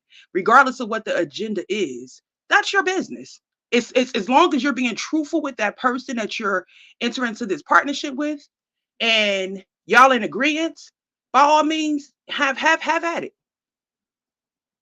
I really just Rumors. don't hmm? Can I be 100% honest with you? I have to be honest that I'm a hypocrite. Now I know it's a little bit unfair, but I have to tell you this. I don't blame women, rumors, because if I was Anna Nicole Smith, I'd marry that old ass geezer too for that fucking money. You know what I mean? If I had a body like Sierra, I'd be getting flown out to Dubai and Bahrain and all them other shits too. I'd be pussy popping on the handstand too, because my college tuition would get paid. Rumors, I get it. You know what I mean? But I'm just simply saying you can't chalk everything up to transactional because, especially if that's the lifestyle or culture you want, that's not transactional. If it's more than, again, finances, right? We're talking whole way of life here. That goes beyond just chalking it up to transaction. But it is transactional, Tyrus, because regardless, it's an even trade. Regardless if it's for sex, regardless if it's for financial stability, regardless if it's for emotional stability, psychological stability, it's still transactional. Transactional does not just fall into the money category. People, everyone have their reasons for why they go into partnership, whether it's marriage or just a committed relationship or open relationship, whatever it is, everyone has their reasons. And like I So said, you understand there's a difference between knowing that you're in a transactional relationship, such as a sugar baby, or you just about, like you said, the fuck niggas or fuck women, fuck bitches get money. We know those sort of things. But what we're talking about, let's be clear, rumors, even from the guys it happens to, but women, how many women you know fell for the fairy tale and it had nothing to do with transactions? Dudes was just out here selling dreams, just macking like gods, right? And for a lot of these women, it had nothing to do with transactional. They really thought, oh shit, here comes this thing, like just just the man of my dreams. That goes way beyond transactional, right, Rumors? but Tyra, that's my point, Tyrus. It's still transactional. Like you don't go in expecting, for instance, there are some women, right, that want the fantasy, right? Yeah. And they go in expecting whatever their fantasy and fairy tale is, they go in expecting to receive that. There are some men that know that this is what women are looking for. Now, on their part, it may not be 100% genuine to the extent that they actually want the fantasy, Mm. long term, but they'll give you whatever they need to give you to hook you in, to please you, you know what I mean, and keep you content. That is transaction. And that's what I'm saying. Now, I don't believe and don't agree with anyone that is not transparent and allow someone, because what you're doing when you withhold information and your intentions, you're taking people's right away to make the choice for themselves and if whether or not they want to proceed and engage. But across the board, all relationships, yet again, are transactional. Um, some people, we all know when you first meet someone, they give you their best effort, they put their best foot forward.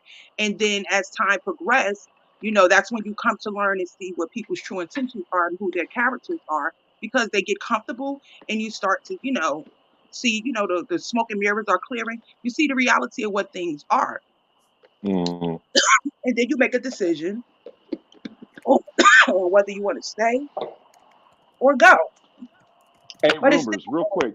I know this is a side note, rumors, but real quick, have you ever been in a relationship where somebody completely pulled that 180 on you?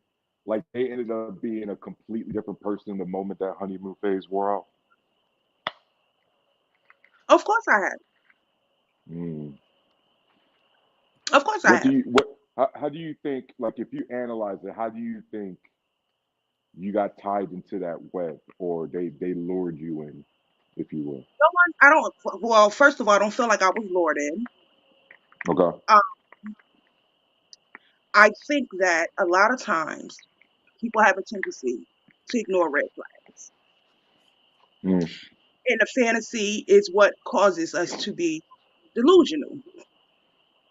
And the promise of the fantasy, and it's something that Iyanla said that was very important because I've been watching her shows airing on YouTube again, repeats, whatever.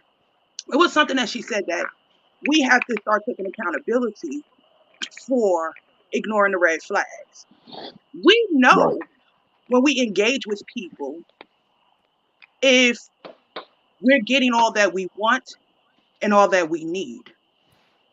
I'm personally a big advocate for not looking for love. Yes, love should be the purpose, right? But not looking for love from outside sources versus from within. You know what I mean? Like I'm also an advocate person in believing that not looking for someone to fulfill a fantasy that I should fulfill for myself first and foremost. So I'm very clear that I don't have to have unnecessary, and I say unnecessary is for me personally, unnecessary wants and needs from people, that things that I should be giving myself first and foremost, because if I'm giving it to myself, no one else can bamboozle me with, it's like almost like if you already have a bunch of luxury fleet cars, right? Someone else that comes and they drive in a luxury car, Yeah, it it doesn't means nothing to impress you. you. Yeah. It doesn't impress you because you already have these things. But when you don't know your self-worth, you can be bamboozled into anything, business, religion, whatever. You could be bamboozled or whatever. And that takes accountability away from you doing the work so that these things don't become repeating cycles or whatever. But I just think that is really unrealistic for us to continue the false narrative of, because someone is older and someone is younger, that it's predatory and it's grooming. Grooming starts from the time you come out of the womb, excuse me, from the gender roles and the whole who's the head, who's not, all of that type of nonsense. So if you're perpetuating to young girls that our goal is to get married, by a certain age, get married, have children, cook, clean, and all of those things. Why would you think that? Because again, we talk about when people come into an age of maturity, when we start, we can start going through our transformations of what's the word, y'all? My kids actually threw me off earlier. Puberty. When you're coming into an age of puberty and all of that, or whatever, you're having thoughts that you want to act on because you've already been the seed has already been planted in you of what Let's see. is expected. No, it's the truth of what is expected of you. I know. And I so know. there are people that don't have the, because it's weird to me to tell young people you set them up to be adults, to not to engage in adult activities, right? And we're not talking about Mm, sex, we're talking about the norms of gender roles and things. And then when they get to these ages that you feel they're not old enough for, when they've been doing this for pretty much their whole life, preparing for this point of their life, you're like, oh no, you can't do that. And like any young person or any person that's being told no, what does that create? A defiance, right? And a yep. rebellion, right? Yep. So the very things, like, we have to be careful, the very things that we teach our children, um, we have to teach them and give them full knowledge, and they really, really, really explain to them.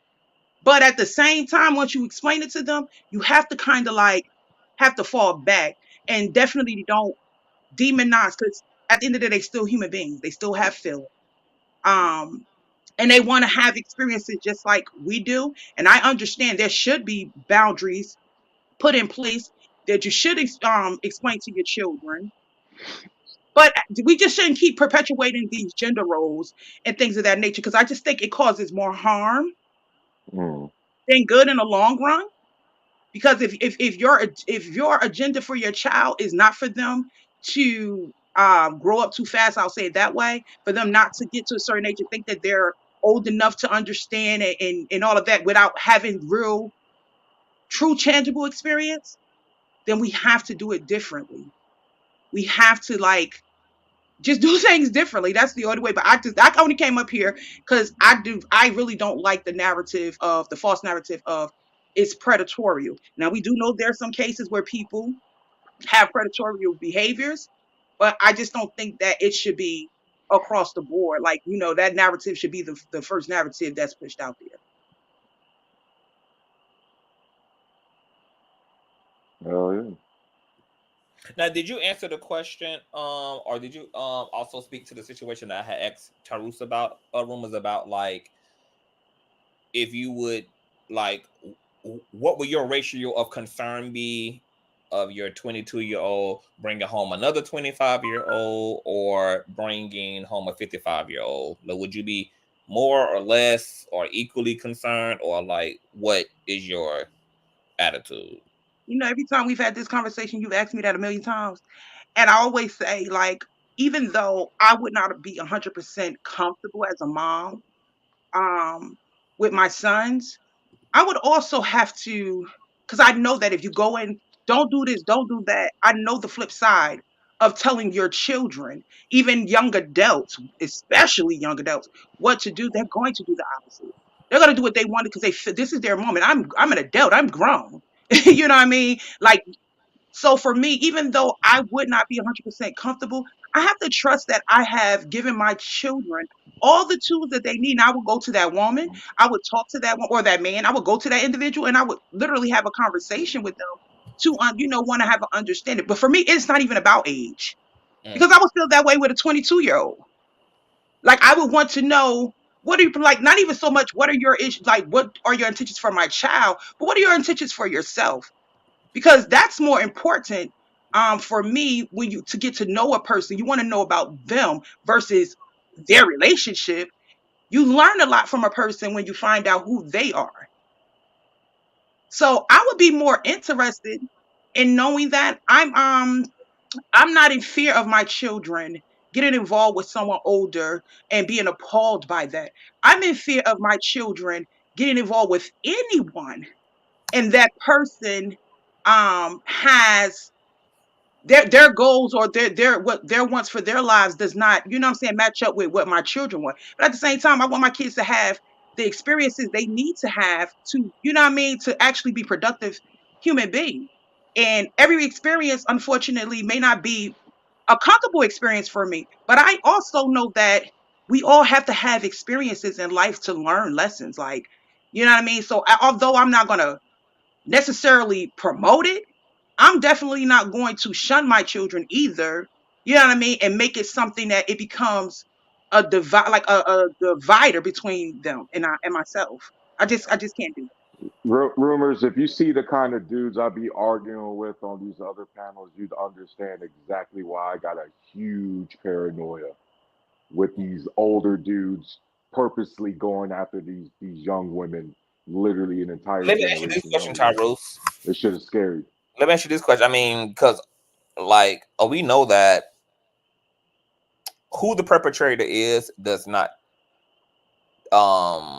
dictate the impact of the damage. So is there a difference between a 25-year-old narcissistic womanizer and a 55-year-old narcissistic womanizer? Like, is there going to be any difference in the betrayal, in the hurt, and the heartbreak that becomes of such an experience? No, what makes it different?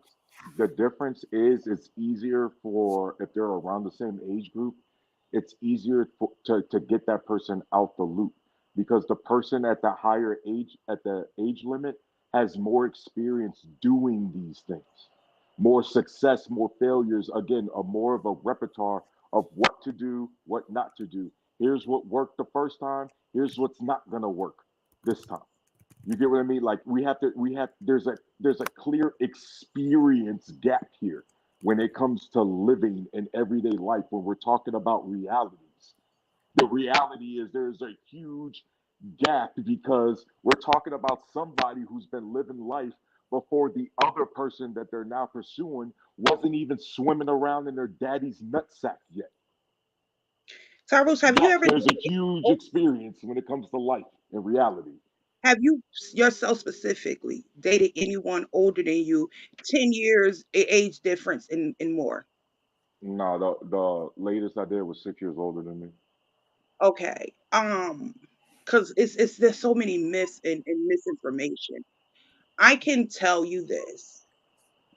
The few men that I did date that were my age were probably the worst relationships and interactions I ever had in my life. You see more common SA and DV amongst people that are in the same age category than you actually would. Even though there's the theory, of older, speaking specifically, older men being, abusive and things of that nature. There are higher rates when it comes to the same age category in partnership of SA, DV. And I just think that I understand where that talk, those speaking points come from, Tyrus, that you're speaking, because throughout history we've seen that slavery, even before slavery, you read, you see, whatever, right? That Yeah. it was a form of like, control and all of that. But today, for me, that does not resonate because I know that the roles have reversed. Women have a lot more now. They're still, the minority, but a lot more women have taken their power back. They're not submitting and being oppressed um, as much as they used to in the past. So I understand the talking points that you're making. I just think that it is not what resonates today. And you Um, know what? And Tyrus also know what I have for him, right? Rumors and tea. Oh, nasty piece of article. So let's talk about if hurt and heartbreak is worse when you're older versus when you're younger. Because according to the cosmopolitan.com, a PhD professor says the contrary. The scientific theory why break hurt more when you're younger. If you've wondered why heartbreak is supposed to hurt more when you're younger, it turns out that there could be a scientific explanation as to why. And it's not just because you've never experienced it before. According to Dr. Ruhul Jandal, MD, PhD, a dual trained brain surgeon and neuroscientist, there are a few different factors that play the first time you go through a romantic split in your teens, 20s, or 30s. Firstly, it's important to understand what happens when you first fall in love. Quote, while new passionate love releases chemicals from the natural pharmacy in your brain, such as dopamine and serotonin, the same ones that are artificially triggered with some drug use, such as cocaine or ecstasy, the neuroscientist explains. So basically, love is a pretty potent thing to experience. Quote, it's the same feeling as scoring the winning goal or a ballerina nailing a what you call that? A pirouette. You get a thrill, says Dr. Jandal. Love and drugs offer similar highs. Ergo, the crashes are similar to when the substance is removed. Quote, when you're younger, there's also more of a hormonal component to consider as well. There's sensual desire, notes the expert. This comes in the form of a shed load of testosterone and estrogen. And while brain chemicals like dopamine and serotonin take mere seconds to kick in, brain hormones take minutes, sometimes even take days. They truly embed themselves up in your head, essentially. And that's not to say that when you turn 40, that's it. No more X drive, but female hormones change and male hormones lessen with age, usually when an adult hits their 40s, 50s, or 60s. And younger people, teenagers, or those in their 20s or 30s, the hormone are more intense and all over the place when falling in love. Quote, brain hormones, things like oxytocin, oxytocin, the bonding chemical, are far harder to shake. Quote, so the heartbreak after passionate love may feel like it lasts longer because it goes beyond only fairly fleeting brain chemicals. The neuroscientists explain brain hormones, things like oxytocin, the bonding chemical, are far harder to shake. There's another reason that first love heartbreak ends up hurting so much too. The brain needs to contextualize, but this only happens with age. Brain hormones and chemicals totally dominate when you're younger, and our brains haven't learned to contextualize situations like a breakup yet either. Brain like patterns, consistence in others, so that the first time experiencing something unfamiliar to disruptive, like getting dumped or seeing your level out with someone else, is likely to take longer to process. All right, so getting back to the conversation that Tyrus is saying, an older, scandalous manipulator is going to be worse as a predator than a inexperienced, predatorial minded 21, 25-year-old. I think that's a reasonable argument to be made, even though something in me wants to say that in my personal observations of my own experience and observing experiences in the lives of other people, which a lot of us talk about this in the community, is you would think these people have went to a university, because like, where do you learn manipulation at? So it seems like there's like a mindedness that is manipulation, a mindedness, a condition, a personality type that just comes with this like information already prescribed into it, inscribed into it. Because we know that people don't necessarily get tutored into this. There are a few exceptions where you have the wrong examples in your life, etc. You see a bunch of horrible shit that shapes your understanding and perception, etc. But we know that largely liars and manipulators and cheaters and users are not being formally educated, but yet they all know somehow how to bring a person to their knees, bring their self-esteem to their knees, bring their sense of value, completely down. I mean, this is why we have like a high suicide rate amongst teenagers as it relates to schoolyard bullying. Like these bullies are not being differentiated per se by age. Like, impact is impact and bullying is bullying, and terrorism and manipulation. I mean, we even know that we have like young kids who know how to manipulate and know how to lie to their parents, who taught them how to lie, who taught them how to sneak off, who taught them how to wait for you to leave for them to go into the cookie jar or to get that extra piece of candy from off the kitchen table. Like, who's teaching this disobedience? It seems like, well, nobody really is teaching disobedience. It's just that disobedience is that this data, or this ability to construct deception and or to project abuse is something that just maybe comes out of different frequencies of the brain, which we all have access to. So I have not found in my observations or my experience as somebody who has dated like people my age, which I don't prefer. I prefer older men, and somebody who's dated older men. I can tell you that both of my experiences personally were equally fucked up, but primarily not even because of the abuser, but because of really what this article is talking about when we're really dealing with like your ability to survive trauma is really a lot of times going to be based upon brain chemistry. And to Tyrus's point, a younger person who's more susceptible to these dopamine and serotonin surges is already already equivalent to an addict. Somebody who's strung out on love is equivalent to being strung out on damn cocaine and crystal meth. Matter of fact, I think I've told y'all that the same region of the brain that's stimulated when a person is an addict is also the same region of the brain that's stimulated when a person is in love.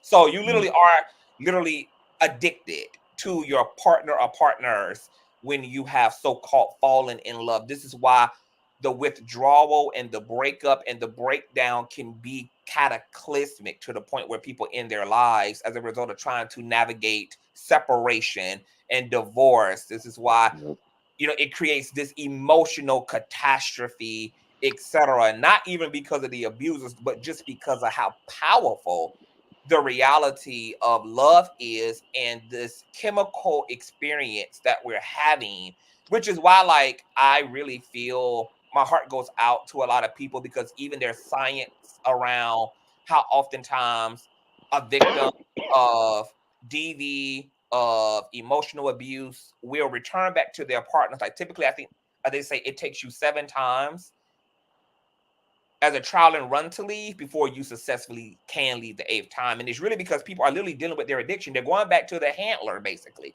They're going back to the thing that's a representation of this, like, of this chemical experience that most people don't know they're even having, because love in this culture has also been narrated as an emotional experience, but our emotions are also hormonal.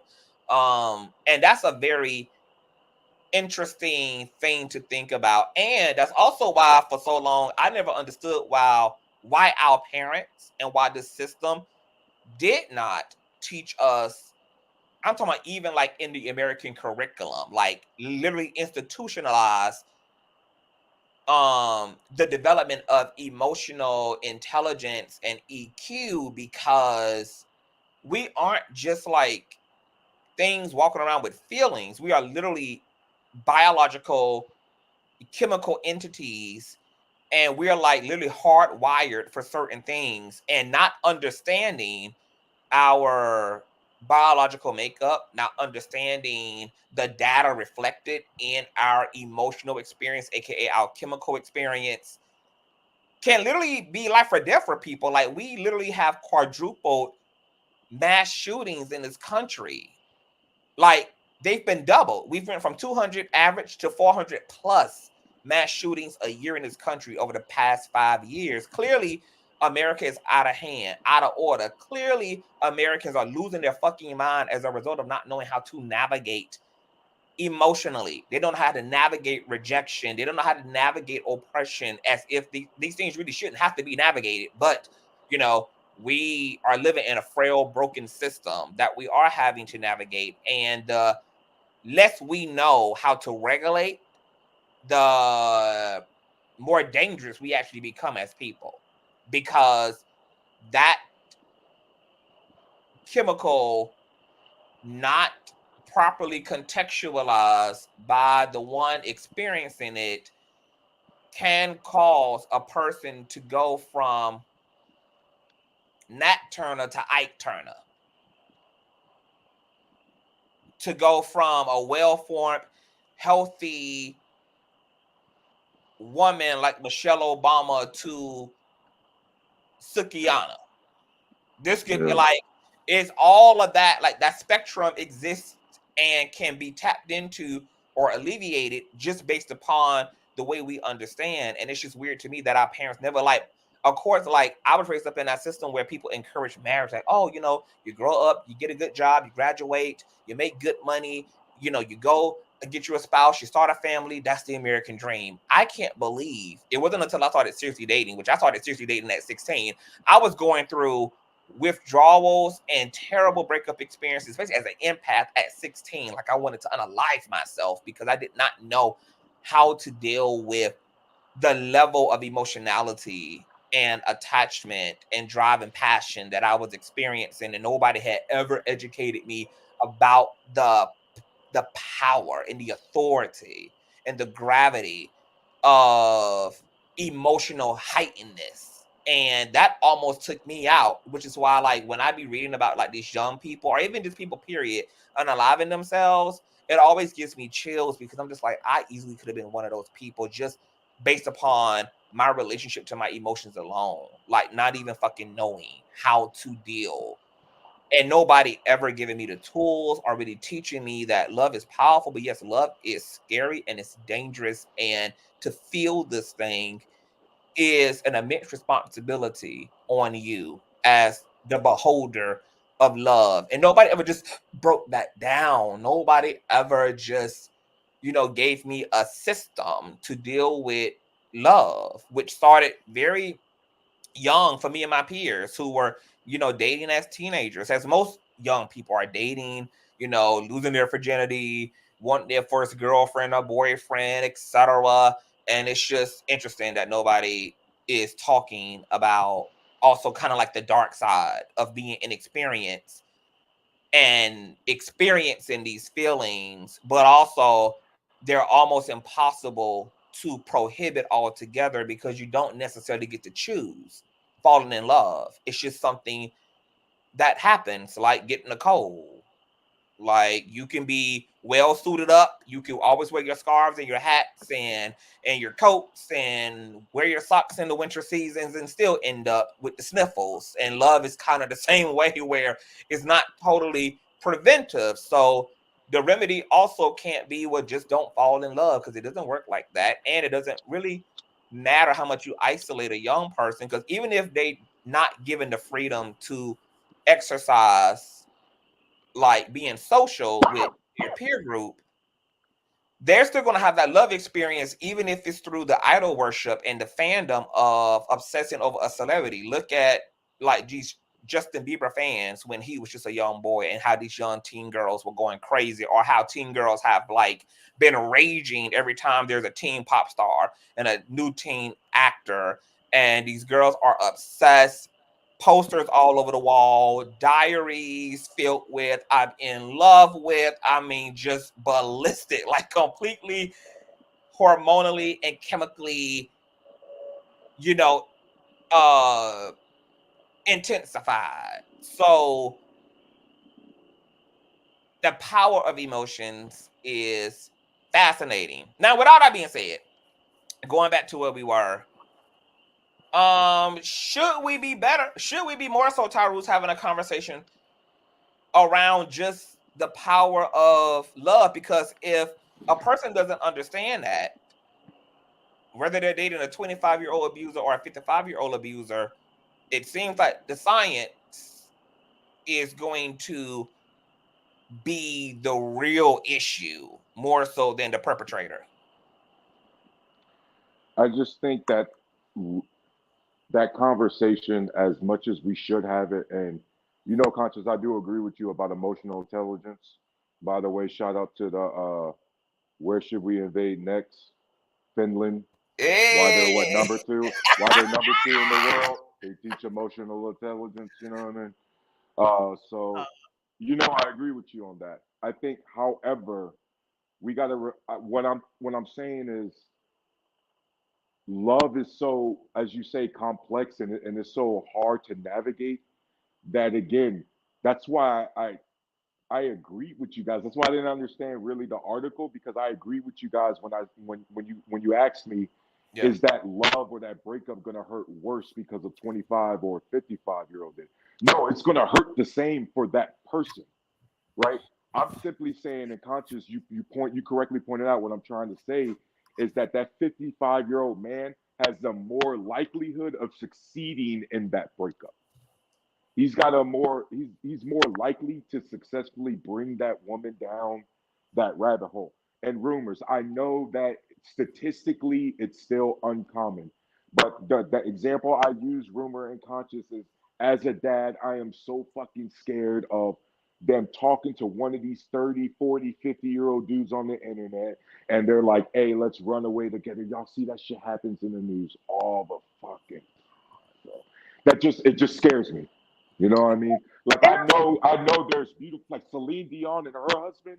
I know there's beautiful things with the age gap. That's just as a dad, guys, it just kind of scares me. You know what I mean? No, I definitely understand your Yeah. concerns as a parent first and foremost. I'm not gonna act like I don't have the same concerns, but I'm saying my concerns are the age doesn't matter. You understand what I'm saying? I don't care if my children are 20 and versus being 40 or whatever. I'm going to have the same concerns across the board. More than likely, and I get it because the expectancy, like you said, experience, the expectancy for people that are older is for them to have had the experience.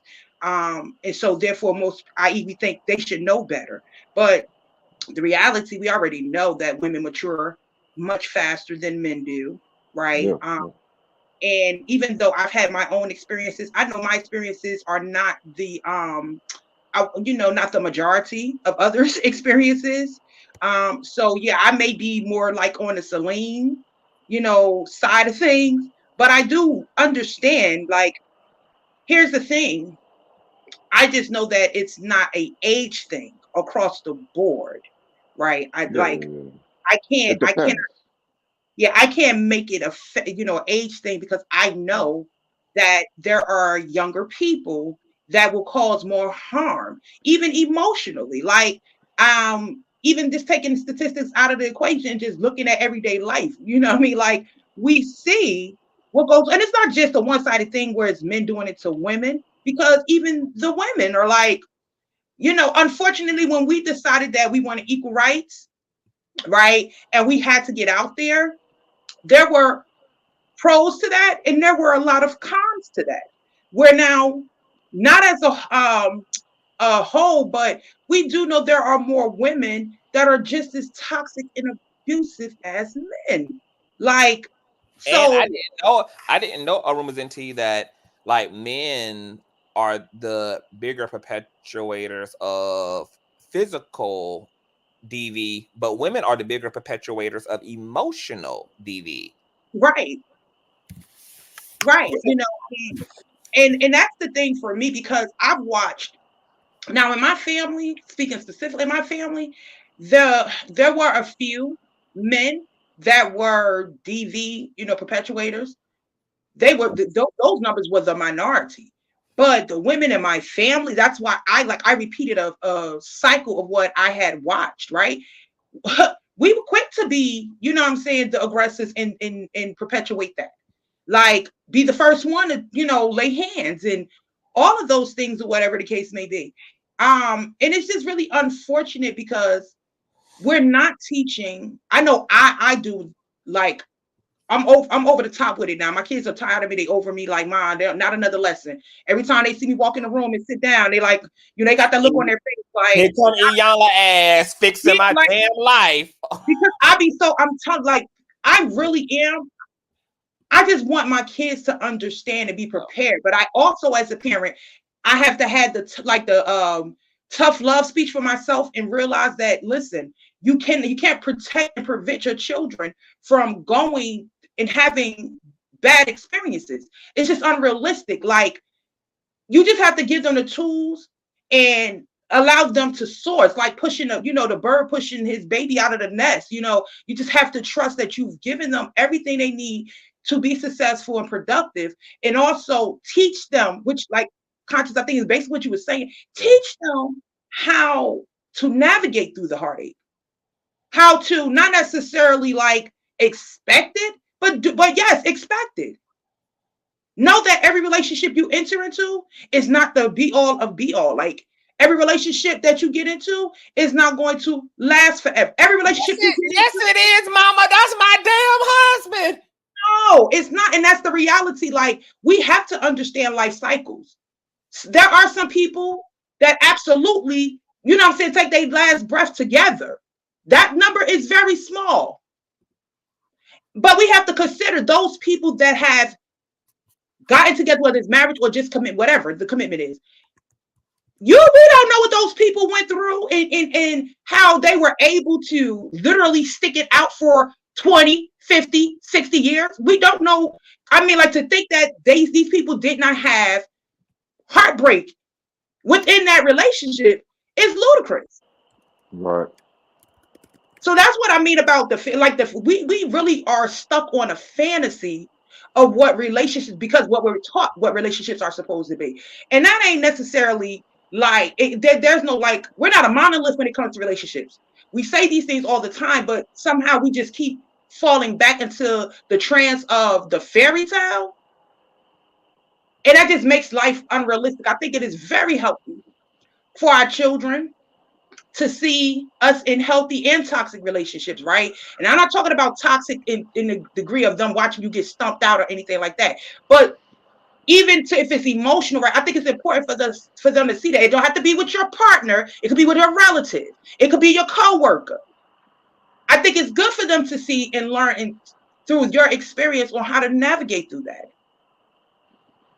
Because what we're doing is we're abandoning our children by not allowing them to see all the good and the bad, right? And then the ones that do allow their children to see the bad, you know what I mean? You never let them see the good. There's no, you know what I mean? Like, I just think it has to be a balance straight across the board, and learn not to demonize everybody because what you're into, I may not be into, because that causes like the whole, like I said earlier, rebellious thing or whatever.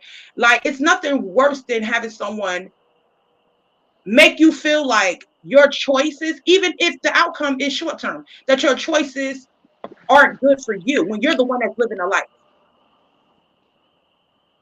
But we gotta accept when other people when it's their time for their decisions to be accepted, you have to accept that. I think this is really unrealistic and selfish as a human being to do that. We just gotta start getting realistic with ourselves and stop pussyfooting around. Allow these children that, like, we can say it 1,000 times over again. If I trust you enough to babysit your brother, I should be able to trust you enough to sit down and have a real transparent conversation with you. We can't put age limit on really being honest and transparent with our children, but we don't put age limit on their responsibilities and duties in our home. And I'm gonna say this, rumors into rules. I'm not surprised that we live in a system where like older men typically like to date of age, legally age, younger women, because patriarchy, largely to women's experience, has really emotionally stunted men, which is why there's like old adages in our community, you know, that women mature faster than men. A lot of times women feel that they're the one waiting on their man to grow the fuck up, to grow out of his childishness, to finally arrive emotionally, etc. So when I was saying earlier that like age is a number in terms of like it being a social construct, and how a lot of this stuff don't have a lot to do with like being predatory, but more so like people are dating within their age group in consciousness, you know, like a 40-year-old man who don't have any interest in growing the fuck up and being some stale, stiff dude walking around in a 3-piece suit or slacks, who still enjoys going out to the club, drinking, hookah, dancing, loves the nightlife. He's not looking, of course, for another 50-year-old woman. He's looking for, you know, a woman who would be more prone to the nightlife, to getting lit. That's going to be, you know, women of a certain demographic. A man who is into his video games still at 40 and 50 and his anime and all of that. Of course, he can find another woman, another 40, 30 something year old woman, etc. But, like we know that these things are more A lot more marketed difficult. toward a younger demographic, so it's just like it's a lot of it is also just having shit in common and being with somebody who has shared interests, has a similar spirited, is spirited, etc. And a lot of men do not have an interest in being old ass men. But now we know also a lot of these women not interested in also being old as well. So they out here like, bitch, 40 is the new 20, honey. They on a plastic surgery table, they with their BBLs, they get in, all of the procedures done. They are also not wanting to be some old ass maid in the kitchen. They want to cut up and live life too. So Yeah, what's her name? Nene Leaks? How do you say Nene, her Nene. name? Nene Yo, Lee. she fine. Yo, Look god at all of them. damn. Tamar Braxton, Mhm. Nene, But Beyonce that, in her 40s. I mean, I don't know how but old that's what Sierra you do, is. It's right? like, mm-hmm. Isn't that what like when I used to hear people say, what y'all got in common? What you got in common? Like he doesn't want to be old. He's more than likely worked half his life, if not all his life, depending on, generations or whatever the case may be. And now, you're getting ready for retirement mode and you want to just enjoy life. You want to, you know what I mean? Like you've done the hard work. You know what I mean? And I know that's not everybody's story, but that is the large component. Like you said, even women. I've never seen any woman that has gone through their phase. What they call it when men do it. He's going through what they call that again, guys. When a man gets in a Yeah, certain life age, crisis. like his 50 life, yeah, he's going through life changes. I haven't seen a woman or a man yet that when they go through that time period for themselves, that they don't hang around younger people. You know what I mean? Like because they don't like. I've been this age. I've had these experiences with you people. Like I want to live, and that's the contradiction that people really like try to make it like it becomes a contradiction and try to make it one and like weaponize it. Oh no, you only with her for the no. I'm doing the same thing that you do. I don't know why it's okay for women to do it and not men. That's weird to me too. Like it life makes us, what I mean, sort of kind of forces us to live it in a way that we have no choice. We may not say it to anyone else, but we have to be authentic with ourselves.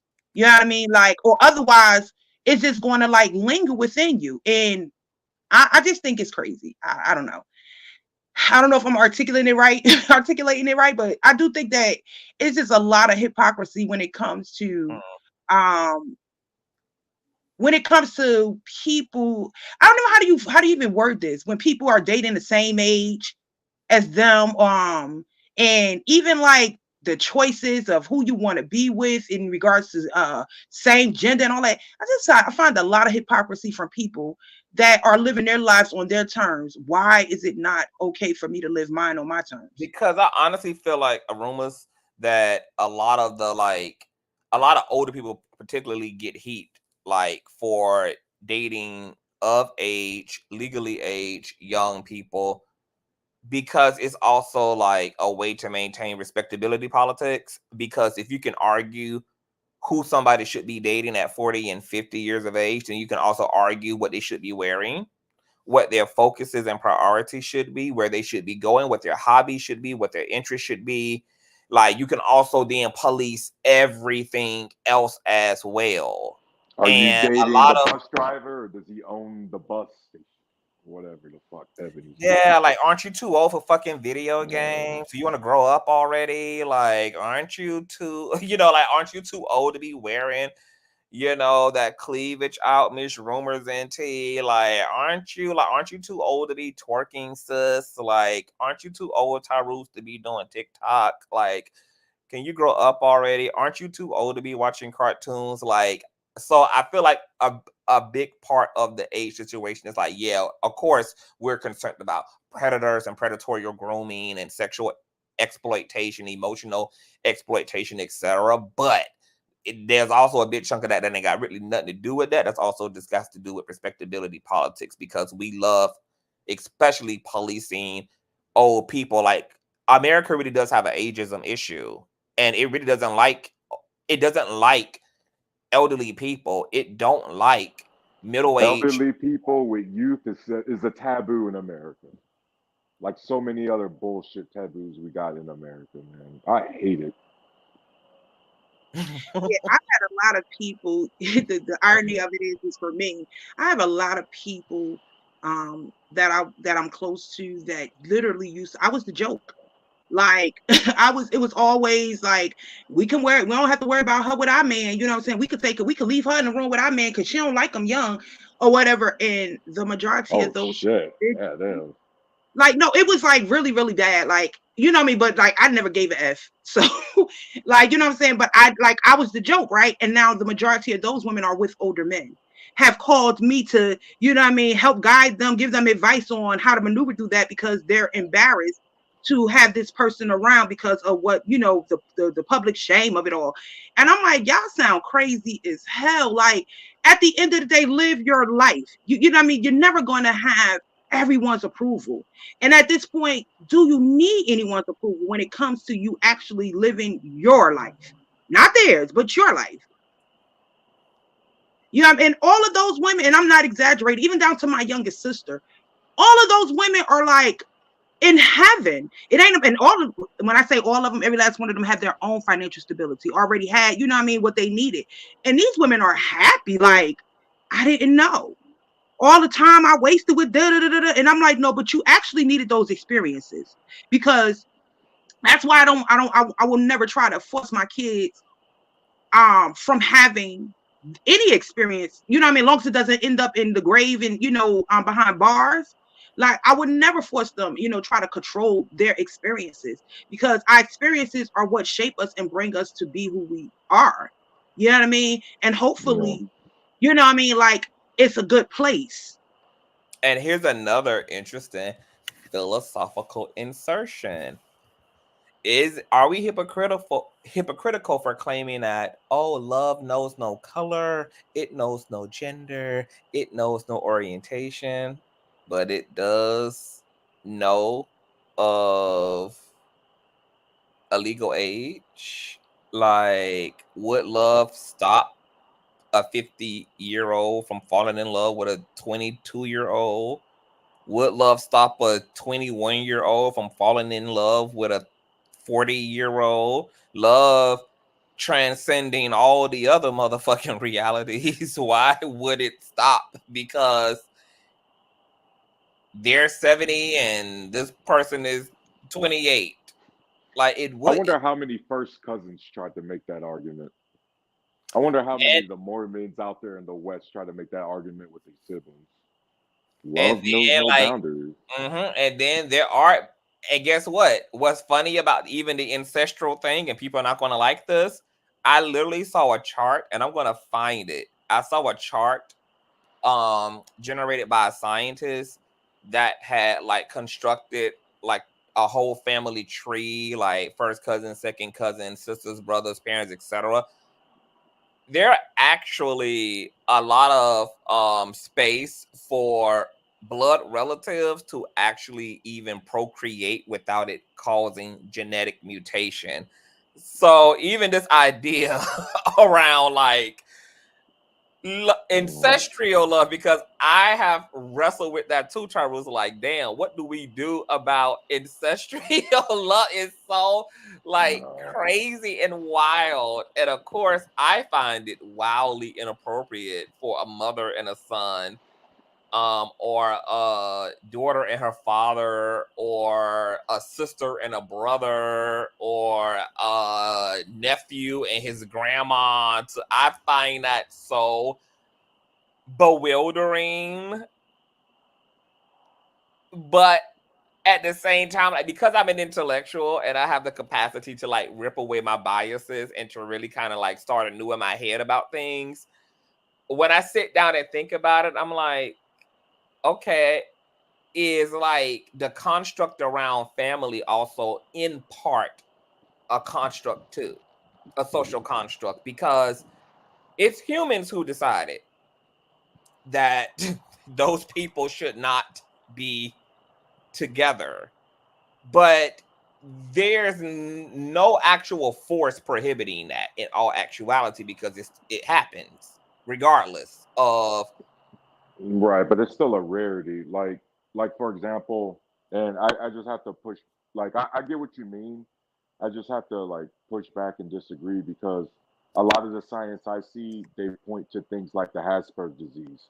If anybody knows the Habsburg, that was I believe the Spanish Empire, and they're known for distinctively having that really long chin, and it was like it was a genetic clusterfuck. They were so sick.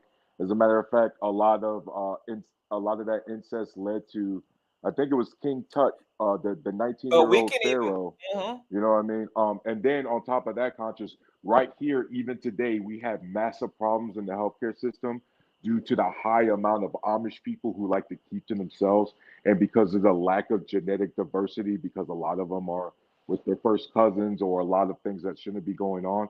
It's actually a big problem because they're coming up with a lot of genetic Right. diseases that we don't have cure for. And that's what I'm You know what saying. I mean? Like, I've already acknowledged that ancestral mutation happens. I just illustrated that that's not the case as a whole. When we think about incest, that doesn't happen. It is based upon genetic and DNA proximity. Like, there has to be a closeness in genes. Like, that's what the chart that the scientists had created was differentiating. Like, when you're closer in DNA in this way, yes, you're more prone and subjected to X amount of medical. But there was also a lot of like DNA lineage like proximity that Mm.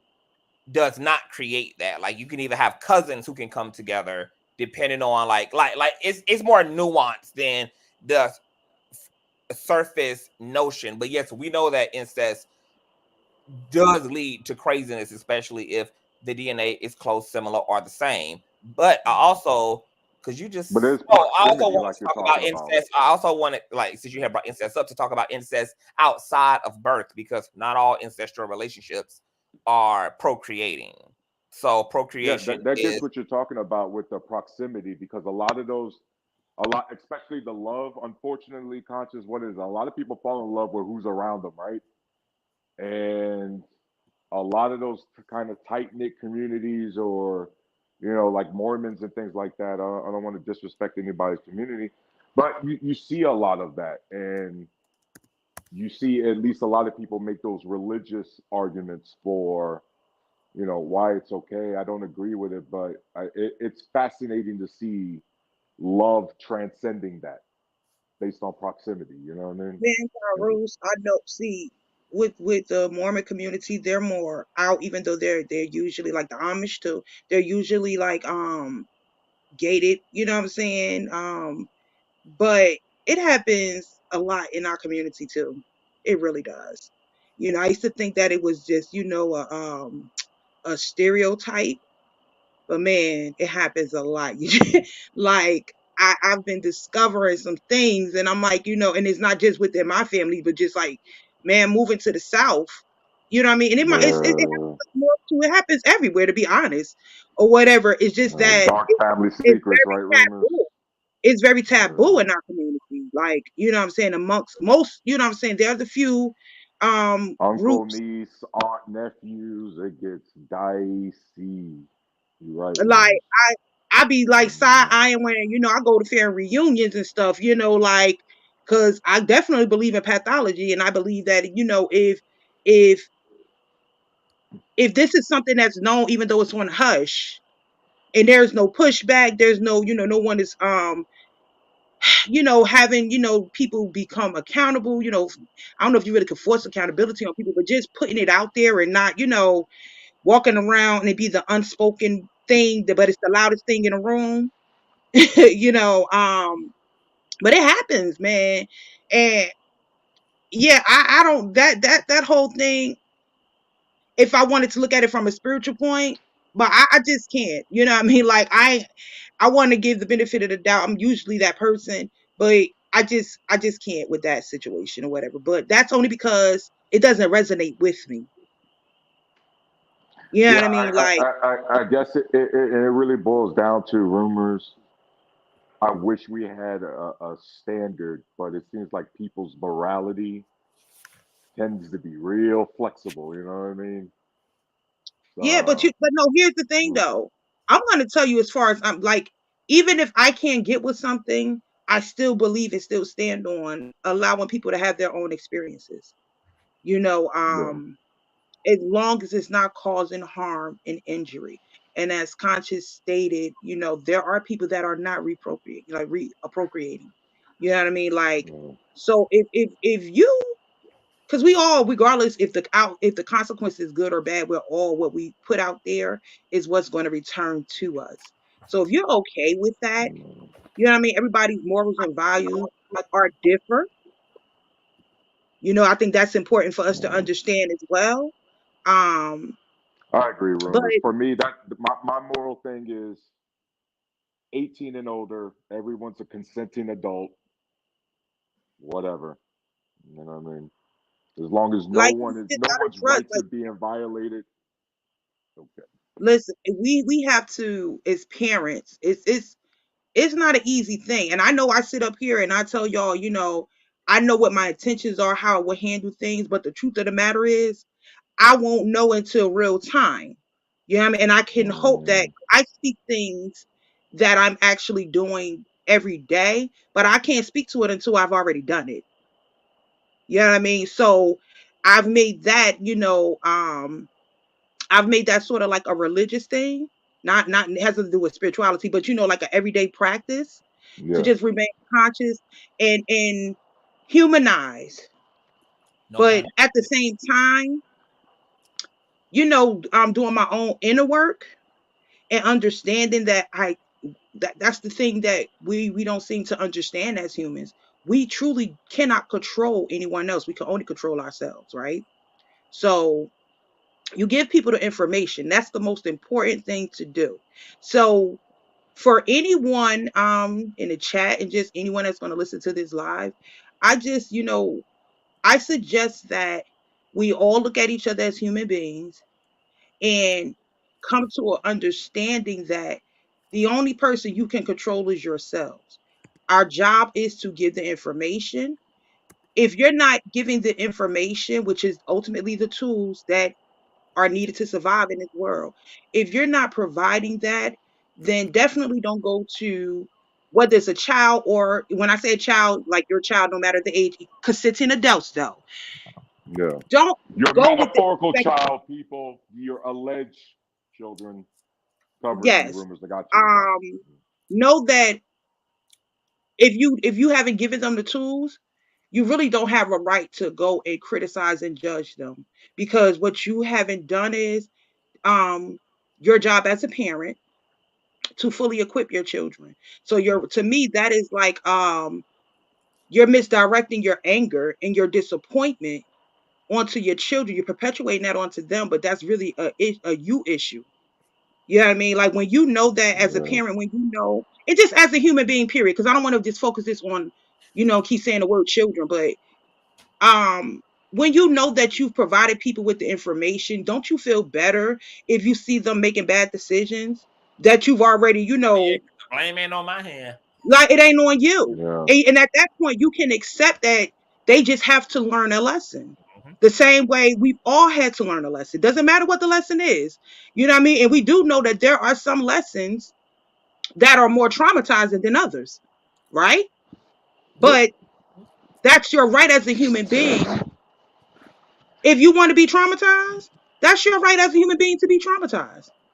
One part. Yep. No, it's the truth. Yep. Because we see people that are, like you said, women that will literally, and men too, that will literally go back. Am I echoing? I know. That was my shit. Oh, Unfortunately. okay. We literally see people that will try 7 times The same, you walk in the room, and every time you walk in the room, that first step you take to into across the threshold, you get knocked upside your head. You know the sequence of it. It happens every day, like Groundhog Day. Every day, the same situation. But they continue to do that for whatever reason. Some people, don't think it's anything wrong. Some people think it's love. Some people think that, they have hope and things are going to change. But you're doing the same thing over and over again. It's not changing. It's the same damn thing on schedule, and they still choose to stay. Well, those people deserve to stay if that's what they want to do. It ain't cool. It makes no sense, but that's still their right. How do y'all feel about parents who allow well, yeah, I mean, people are going to have their experiences. People are going to do ultimately what they want. But yes, like as long as we provide the tools and the information, like that's a big part of accountability in the system. And sometimes I feel like the system be like issuing out penalties about things that we haven't even equipped people to even like deal with, to be honest. Like we haven't even, like Tyrus was saying earlier, like even about like emotional intelligence. Like I mean, it's just something that even hasn't been constituted, and yet there are people like in prison right now who committed crimes of passion, and it's just like, yeah, you need to be held accountable for that. But there also is an argument in that how we really equip people to navigate themselves. Like, yeah, people who commit mass shootings and commit murder in the name of their feelings need to be penalized and held accountable. But once again, how are we looking at these things and these manifestations, and also not understanding what needs to be brought to the table to help curb some of this behavior? Because it's not just going to be the law and the fear of prison, because obviously we have prisons and have laws that are not stopping people from losing their fucking minds and doing things that they should not do as a result of the way they feel. And this is when it gets a little bit conspiratorial, because the only reason we would imagine that this system is not equipped and doesn't have an interest in really educating this population intellectually and or emotionally is because we know that when you give people those tools, baby, governments come down and autonomy goes up and people transcend and liberation is achieved. So, there may and heads get chopped off. You know what I mean? It's definitely a conspiracy. You know what? I remember going to one of my kids' preschool, and they were teaching them about their feelings and emotions, which is something that most parents do anyway. You put sit down with your kids and put on Nick Jr., Disney Jr., whatever other network. They teach the kids about feelings and emotions and all of that, right? But I noticed that I don't know what grade it was. I noticed that was no longer a part of the curriculum. And I was very interested in the fact of, like, we have science and we have health, but these things are not discussed. Yeah. It's in things like the Western world, and I know it's not just exempt to the Western world, but it's so much more of a epidemic than anywhere else.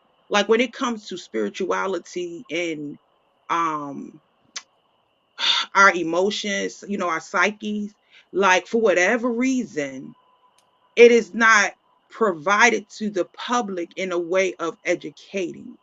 It's like and I understand it's a control thing, because the more you know, the more you're equipped. The more you're equipped, the more you'll actually do the things that will prevent anything that can cause you harm. And they need for us to be harmed, because that's how they control. Anytime people are oppressed, you know what I mean? Like they don't have the wherewithal as a whole to, go up against, the system and change, like they will go up against the system when they're educated, like an educated person is a dangerous person. Yeah. And so I just think that it's crazy when it comes to mental health and spirituality. Like you can believe whoever you want to believe, but how spirituality and mental health connects, right? Because it doesn't have to be a thing where you're demonizing someone else's spiritual beliefs. But most spiritual beliefs all have the same practices. You know what I mean? Different names, but the same practices. And it ties into our mental health, You know what I mean? Because it's what our brain receives. It works hand in hand. But that's why you see a lot of times, not spirituality, but more or less like religion and science usually is not in agreement on large platforms, because that's another way to keep us oppressed. You know what I mean? Like, so I see the conspiracy. I don't really think it's a conspiracy. I think that it's, you It's know, I just think it's life. And that's crazy because I should feel like it's a conspiracy. I mean, I know it's a conspiracy, but it's such the norm that is life. you know. Word. And I was thinking about this Drea and Drake thing again, and how I was thinking about like the statistics around like white women who tend to like marry um at younger ages and earlier in their lives than black women. So they get like picked for marriage at a younger age than black women. Like white women are like getting married and starting families at like 19, 20, 22. Like they get an early start in this thing. But statistically, they also are divorced by the time they're like 30, which kind of goes back like to my point around how like I wasn't shocked when I heard those statistics. I'm just like, what do you expect between like young, inexperienced minded people navigating love together? It's like you're gonna basically have a front row seat to all of the mistakes that y'all are bound to make trying to do this thing, trying to Yeah, come on, tell the whole story. These white women are being groomed and indoctrinated. It's not wrong, I guess, if you want to be a traditional they're housewife. dating. No, I'm talking about No, like no, no, no, Conscious. these They're statistics. dating older men. And the No, I'm reason not. why they're No, getting but divorced, hold on. the Before you reason go why down they're that getting road, divorced is the because they're getting. statistics were not about hypergamy. We're talking about young white people marrying in their age group, not white women marrying 50-year. We're talking about 22-year-olds marrying 22-year-olds. We're talking about 18-year-olds Right. And marrying those 20-year-olds. communities, those boys, I'm telling you how these boys are raised. These boys are raised with these white women in these white communities, Conscious, to trade in another model, to literally pull the Leonardo DiCaprio. If you're 25, you're expired. Like Conscious, that's why. Because guess what? This is why these a lot of All the older more guys, reason why there's no Conscious, hold on, difference Conscious. between This a is this is why 20-year-old I'm so paranoid about gutter older snipe men, and a because 50-year-old gutter snipe. this is why I'm so paranoid about these older men, because these older men will have 3, 4, 5 different marriages because they literally trade in these women like they trade in fucking leases on the car. The moment you too old to be a fucking trophy wife, I'm gonna throw you away and go get you a younger woman who's not gonna fucking I argue. don't understand if you heard like what you You just know what I said, mean? Like it's because just like ugh. what you just said, like what you also just talked about is men who are on a third and fourth marriage, which means that these men were young men also getting divorced. So it didn't matter whether they were 20 and getting a head start and trading women out It like matters auto, why. and whether It they're matters 50, the because that context. happened over The a course of time. context. That Why are happened they over getting divorced? over Stop 5 year looking at the periods and statistics 7 year at such a periods apart, surface which means level that and these get into men why were they're getting young divorced. 20 something Jesus year olds Christ. on their way to breaking the hearts of 20-year-old spouses, of their 20 something year old spouses. That's to my whole point. Like Why are they getting it's a divorced? circle, Why are these young men thinking that this is okay to because they do live up in a until their 40s and patriarchy 50s? because they Get live in a into patriarchy where they're get socialized to be into that way. deeper the divorces, man. Come on. They're You just socialized talk to be that about way. getting on the deep end and then you want to stay vague. They're Let's go. socialized Let's to be go. that way, and that's why Let's we tear go. down patriarchy all the time on this platform, because Yeah, except men need to tearing down the understand how the patriarchy hasn't, man. male-minded world that we all live in is contributing to. Because once again, like those of us who are social scientists and like to unpack society and all these variables, we understand that none of us exist in a vacuum. That's why we don't need to be taking a surface look at our preferences or thinking that like that we are just what we are because we are what we are. No, most of this shit, 90% of this shit is a cartridge. Most of this shit is a fucking software download. Most of this fucking shit is being informed by all of the philosophies, all the social norms, some biological factors, but mostly a lot of external variables that are informing who we become and how we show up and react and what we do and the type of choices and decisions we make and fears we have and we navigate all that shit, etc. And then we get into this dumbass society, get completely locked into the matrix, and then want to argue that there's inherent differences between the sexes, which I constantly hear in the manosphere when, like, there's literally only 6,500 differences in hormones between the sexes. Beyond that, everything else is the same between men and women. Everything else is the same. So it's like, so what we then know. Don't tell those relationship gurus that. Don't tell them that. They'll tell you. So what we then know is that the reason why men can be argued to be from Mars and women from Venus is literally because it's man-made. Like, the divide is more so man-made than it is genetic. Why would the universe intentionally create the sexes that are supposed to come together and procreate and build community to actually be in opposition to each other? It's a weird argument to make that, oh my God, men and women are just so fucking different. Like, how the fuck then was the population supposed to ensure and supposed to evolve? And how was humanity supposed to have a fucking shot in hell if the sexes by very design were meant to not get along and to oppose one another? Obviously, that is an argument that fails just in light of the fact that we're here today as modern people. The things that are driving us to destroy each other are the systems that are teaching us who the fuck to be and how to look at the other. Pink butterfly, unfortunately, when you go to college and you're in the military with mostly white boys, and then you get told, well, dang, Reggie, you're not like the others. They tell you a lot of shit you don't want to hear. They tell you a lot of shit.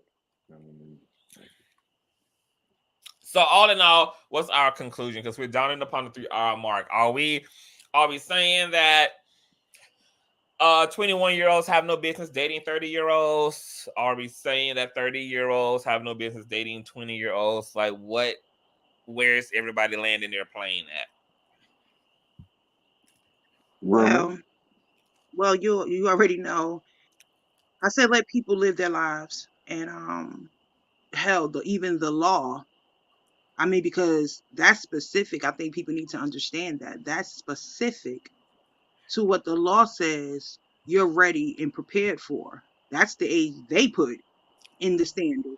So, I just think let people live their lives, be mindful and intentional about giving people the information, whatever that is. You know what I mean? Have the uncomfortable conversations. The more uncomfortable the conversation is, the more important the conversation. Because that's how I get through life. I like that, Rumors. You know, the more uncomfortable, the more important. Wow. Yeah, have those conversations and be honest. Even if your honesty is biased, even if it's discriminative, I have to say the word discriminative. Do it because it's necessary. And just allow people to live their lives, because we truly, I know it may feel like it, but we're still in charge of ourselves, and we make decisions and live the way we choose to want to live. If we have that right, so do they. It's a tough pill to swallow because we don't want to see our loved ones harmed and hurt. Someone also felt that way about us, and some people still feel that way about us. But we still live our life on our terms. So yeah, that's my my contribution to the conversation. Nice. Well, thank you for the contribution, Rumors and Tea. Love y'all. Love you too, boo. Have a good night, Rumors. Good night. Tyrus, where do you land the plane? You know, Well, mhm. first off, before I land the plane, I don't appreciate homebody calling me out on my exaggerated body language. You know what? This is why I'm standing up, by the way, so I don't knock some shit over. But, I think this was a great conversation, Conscious. Yeah, for sure. Honestly, it Mhm. goes back to what I originally said, Conscious. It depends. I would like to do a case by case basis because there are clearly plenty of examples of the age gap not mattering one iota. You know what I mean? It's Mhm. just, I just feel my plane lands on Conscious. It's just maybe the PSA ads got to me, or some of the articles, some of the bad news got to me. Just as a parent, it just unfortunately, fair or unfair, right or wrong, Conscious, I just have more red flags with the age gap than without it. How would you navigate it then? Like, let's say that your 23-year-old came home with a 45-year-old, and she's like, "Dad, this is the man I'm in love with. Matter of fact, we're already engaged and we're getting married, and I'm not really coming to you for your approval. I love this man. He good to me, child. He got a good 401k. We have a great time. His family is good, and he's healthy for me, Dad. He's good. He's good to me. Okay." Well, daughter, yes, you know I am fucking furious, but as long as he makes you happy and he doesn't put his hands on you, I'll give him a chance. Now, in terms of your relationship to him, how hard do you think it would be for you to get past Hey, the age hey, situation? nah. Like, and what if he didn't even look like a young 55, but he looked like he could be her dad? Well, that's the problem, Constance, especially because I'm a young dad. Like my oldest daughter's 15, I'm 36.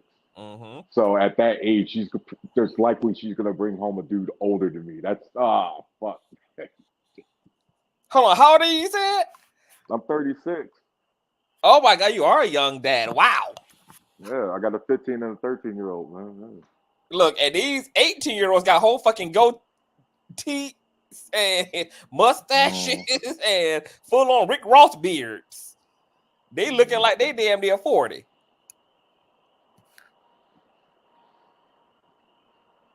You know what Yeah, Dr. man. King would say? The character of our being.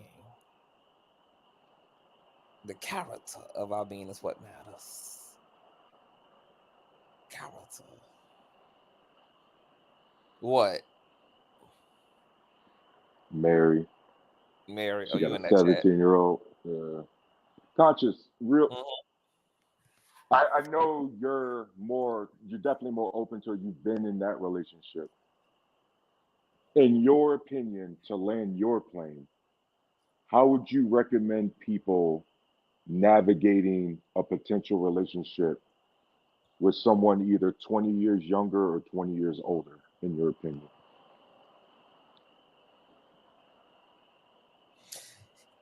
Easy.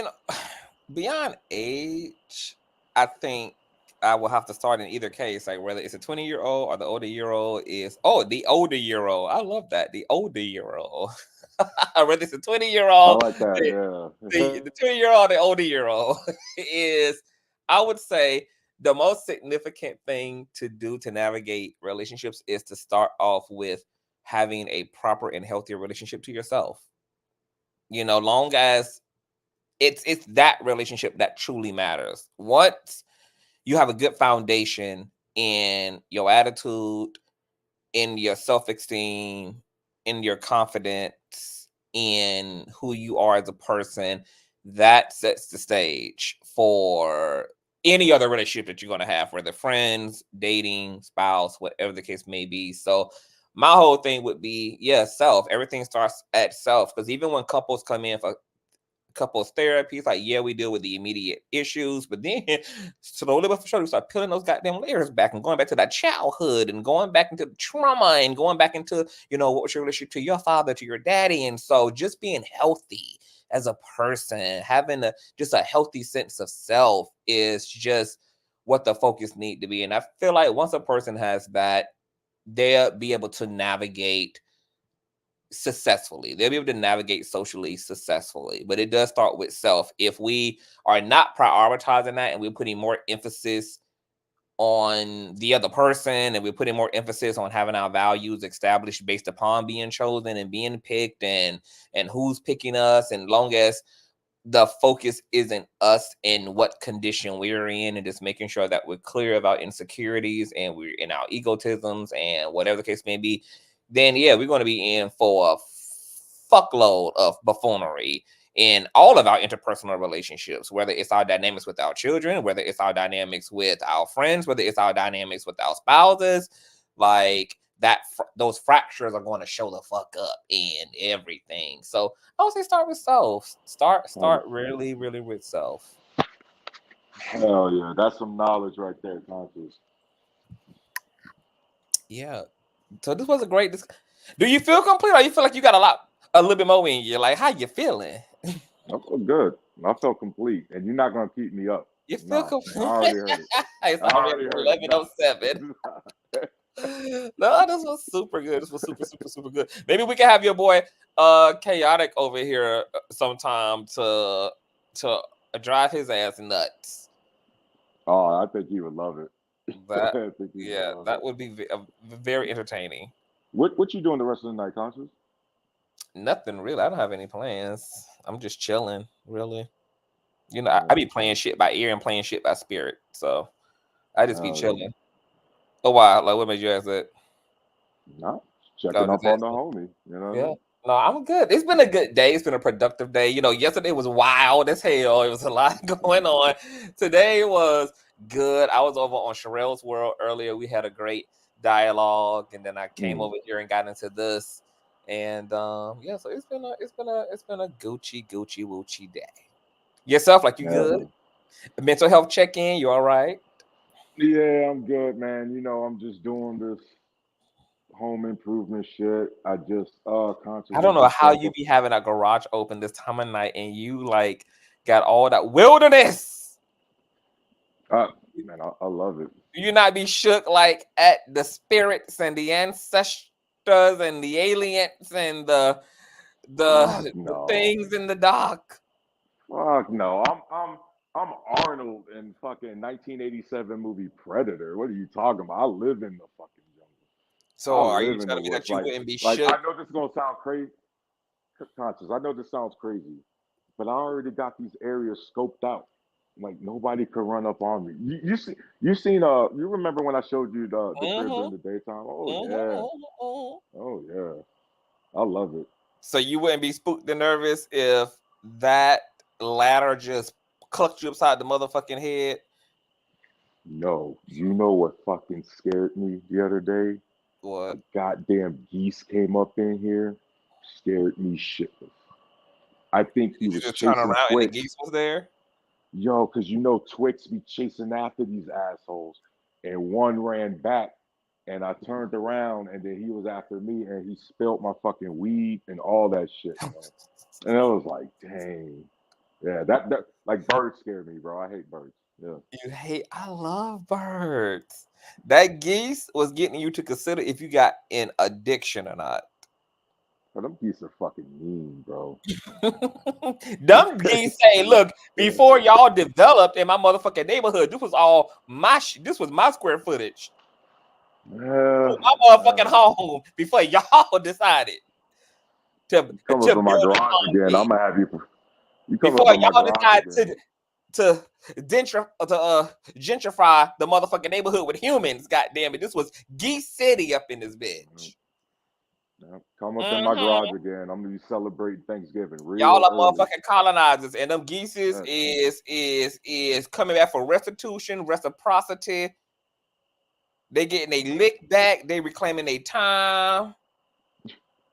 They want Well, look, motherfucking reparations. I'm trying to do my part with the sustainability. You know what I mean? I finally got an appointment to get the roof, to get the solar panels installed. That dumbass transformer upgrade. Oh, got to get that done. But I got a new goal now. I'm gonna try for that net zero crib, conscious. Okay. Do my Nice. part. You know what I mean? Yeah. I love I, it. and I, you know me, I like modern tech, and so that's an Yeah. excuse to spend money on a bunch of dumb shit. So yeah. I'm excited. I'm looking forward. Look, that's probably what your channel need to be. Your channel could be like home improvement, solar paneling, like Yeah. like all of this shit. You have a good thing, a tech channel. You got the See, content. I would You do just put something a camera. completely conscious, something like that, something completely left field. I think I could do something like that. You know what I mean? That's cool. Maybe. You gotta help me though. And you already do it. Like, look at all that goddamn technology you got clung up to the walls.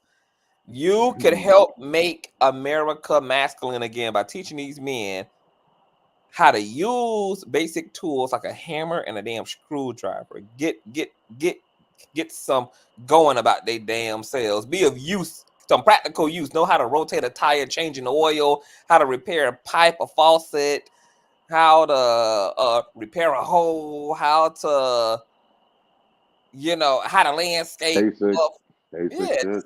Yeah. basic shit. And look, basic is becoming obsolete. Hell, common ain't becoming so much as common anymore. So these are practical skill sets that make a difference in this new age child. But keep me Oh posted. I'll hit your ass later. Thank you for being up. Tell the wifey I said yeah.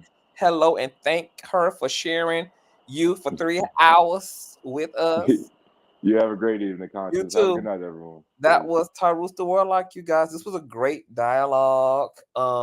Amazing. You guys tell me what y'all think, child. Okay, because it's just these issues are always multifaceted, girl. That's what we do. All right. Y'all make sure to thumbs up, subscribe, all that good jazz, and I'll see y'all all later. Bye.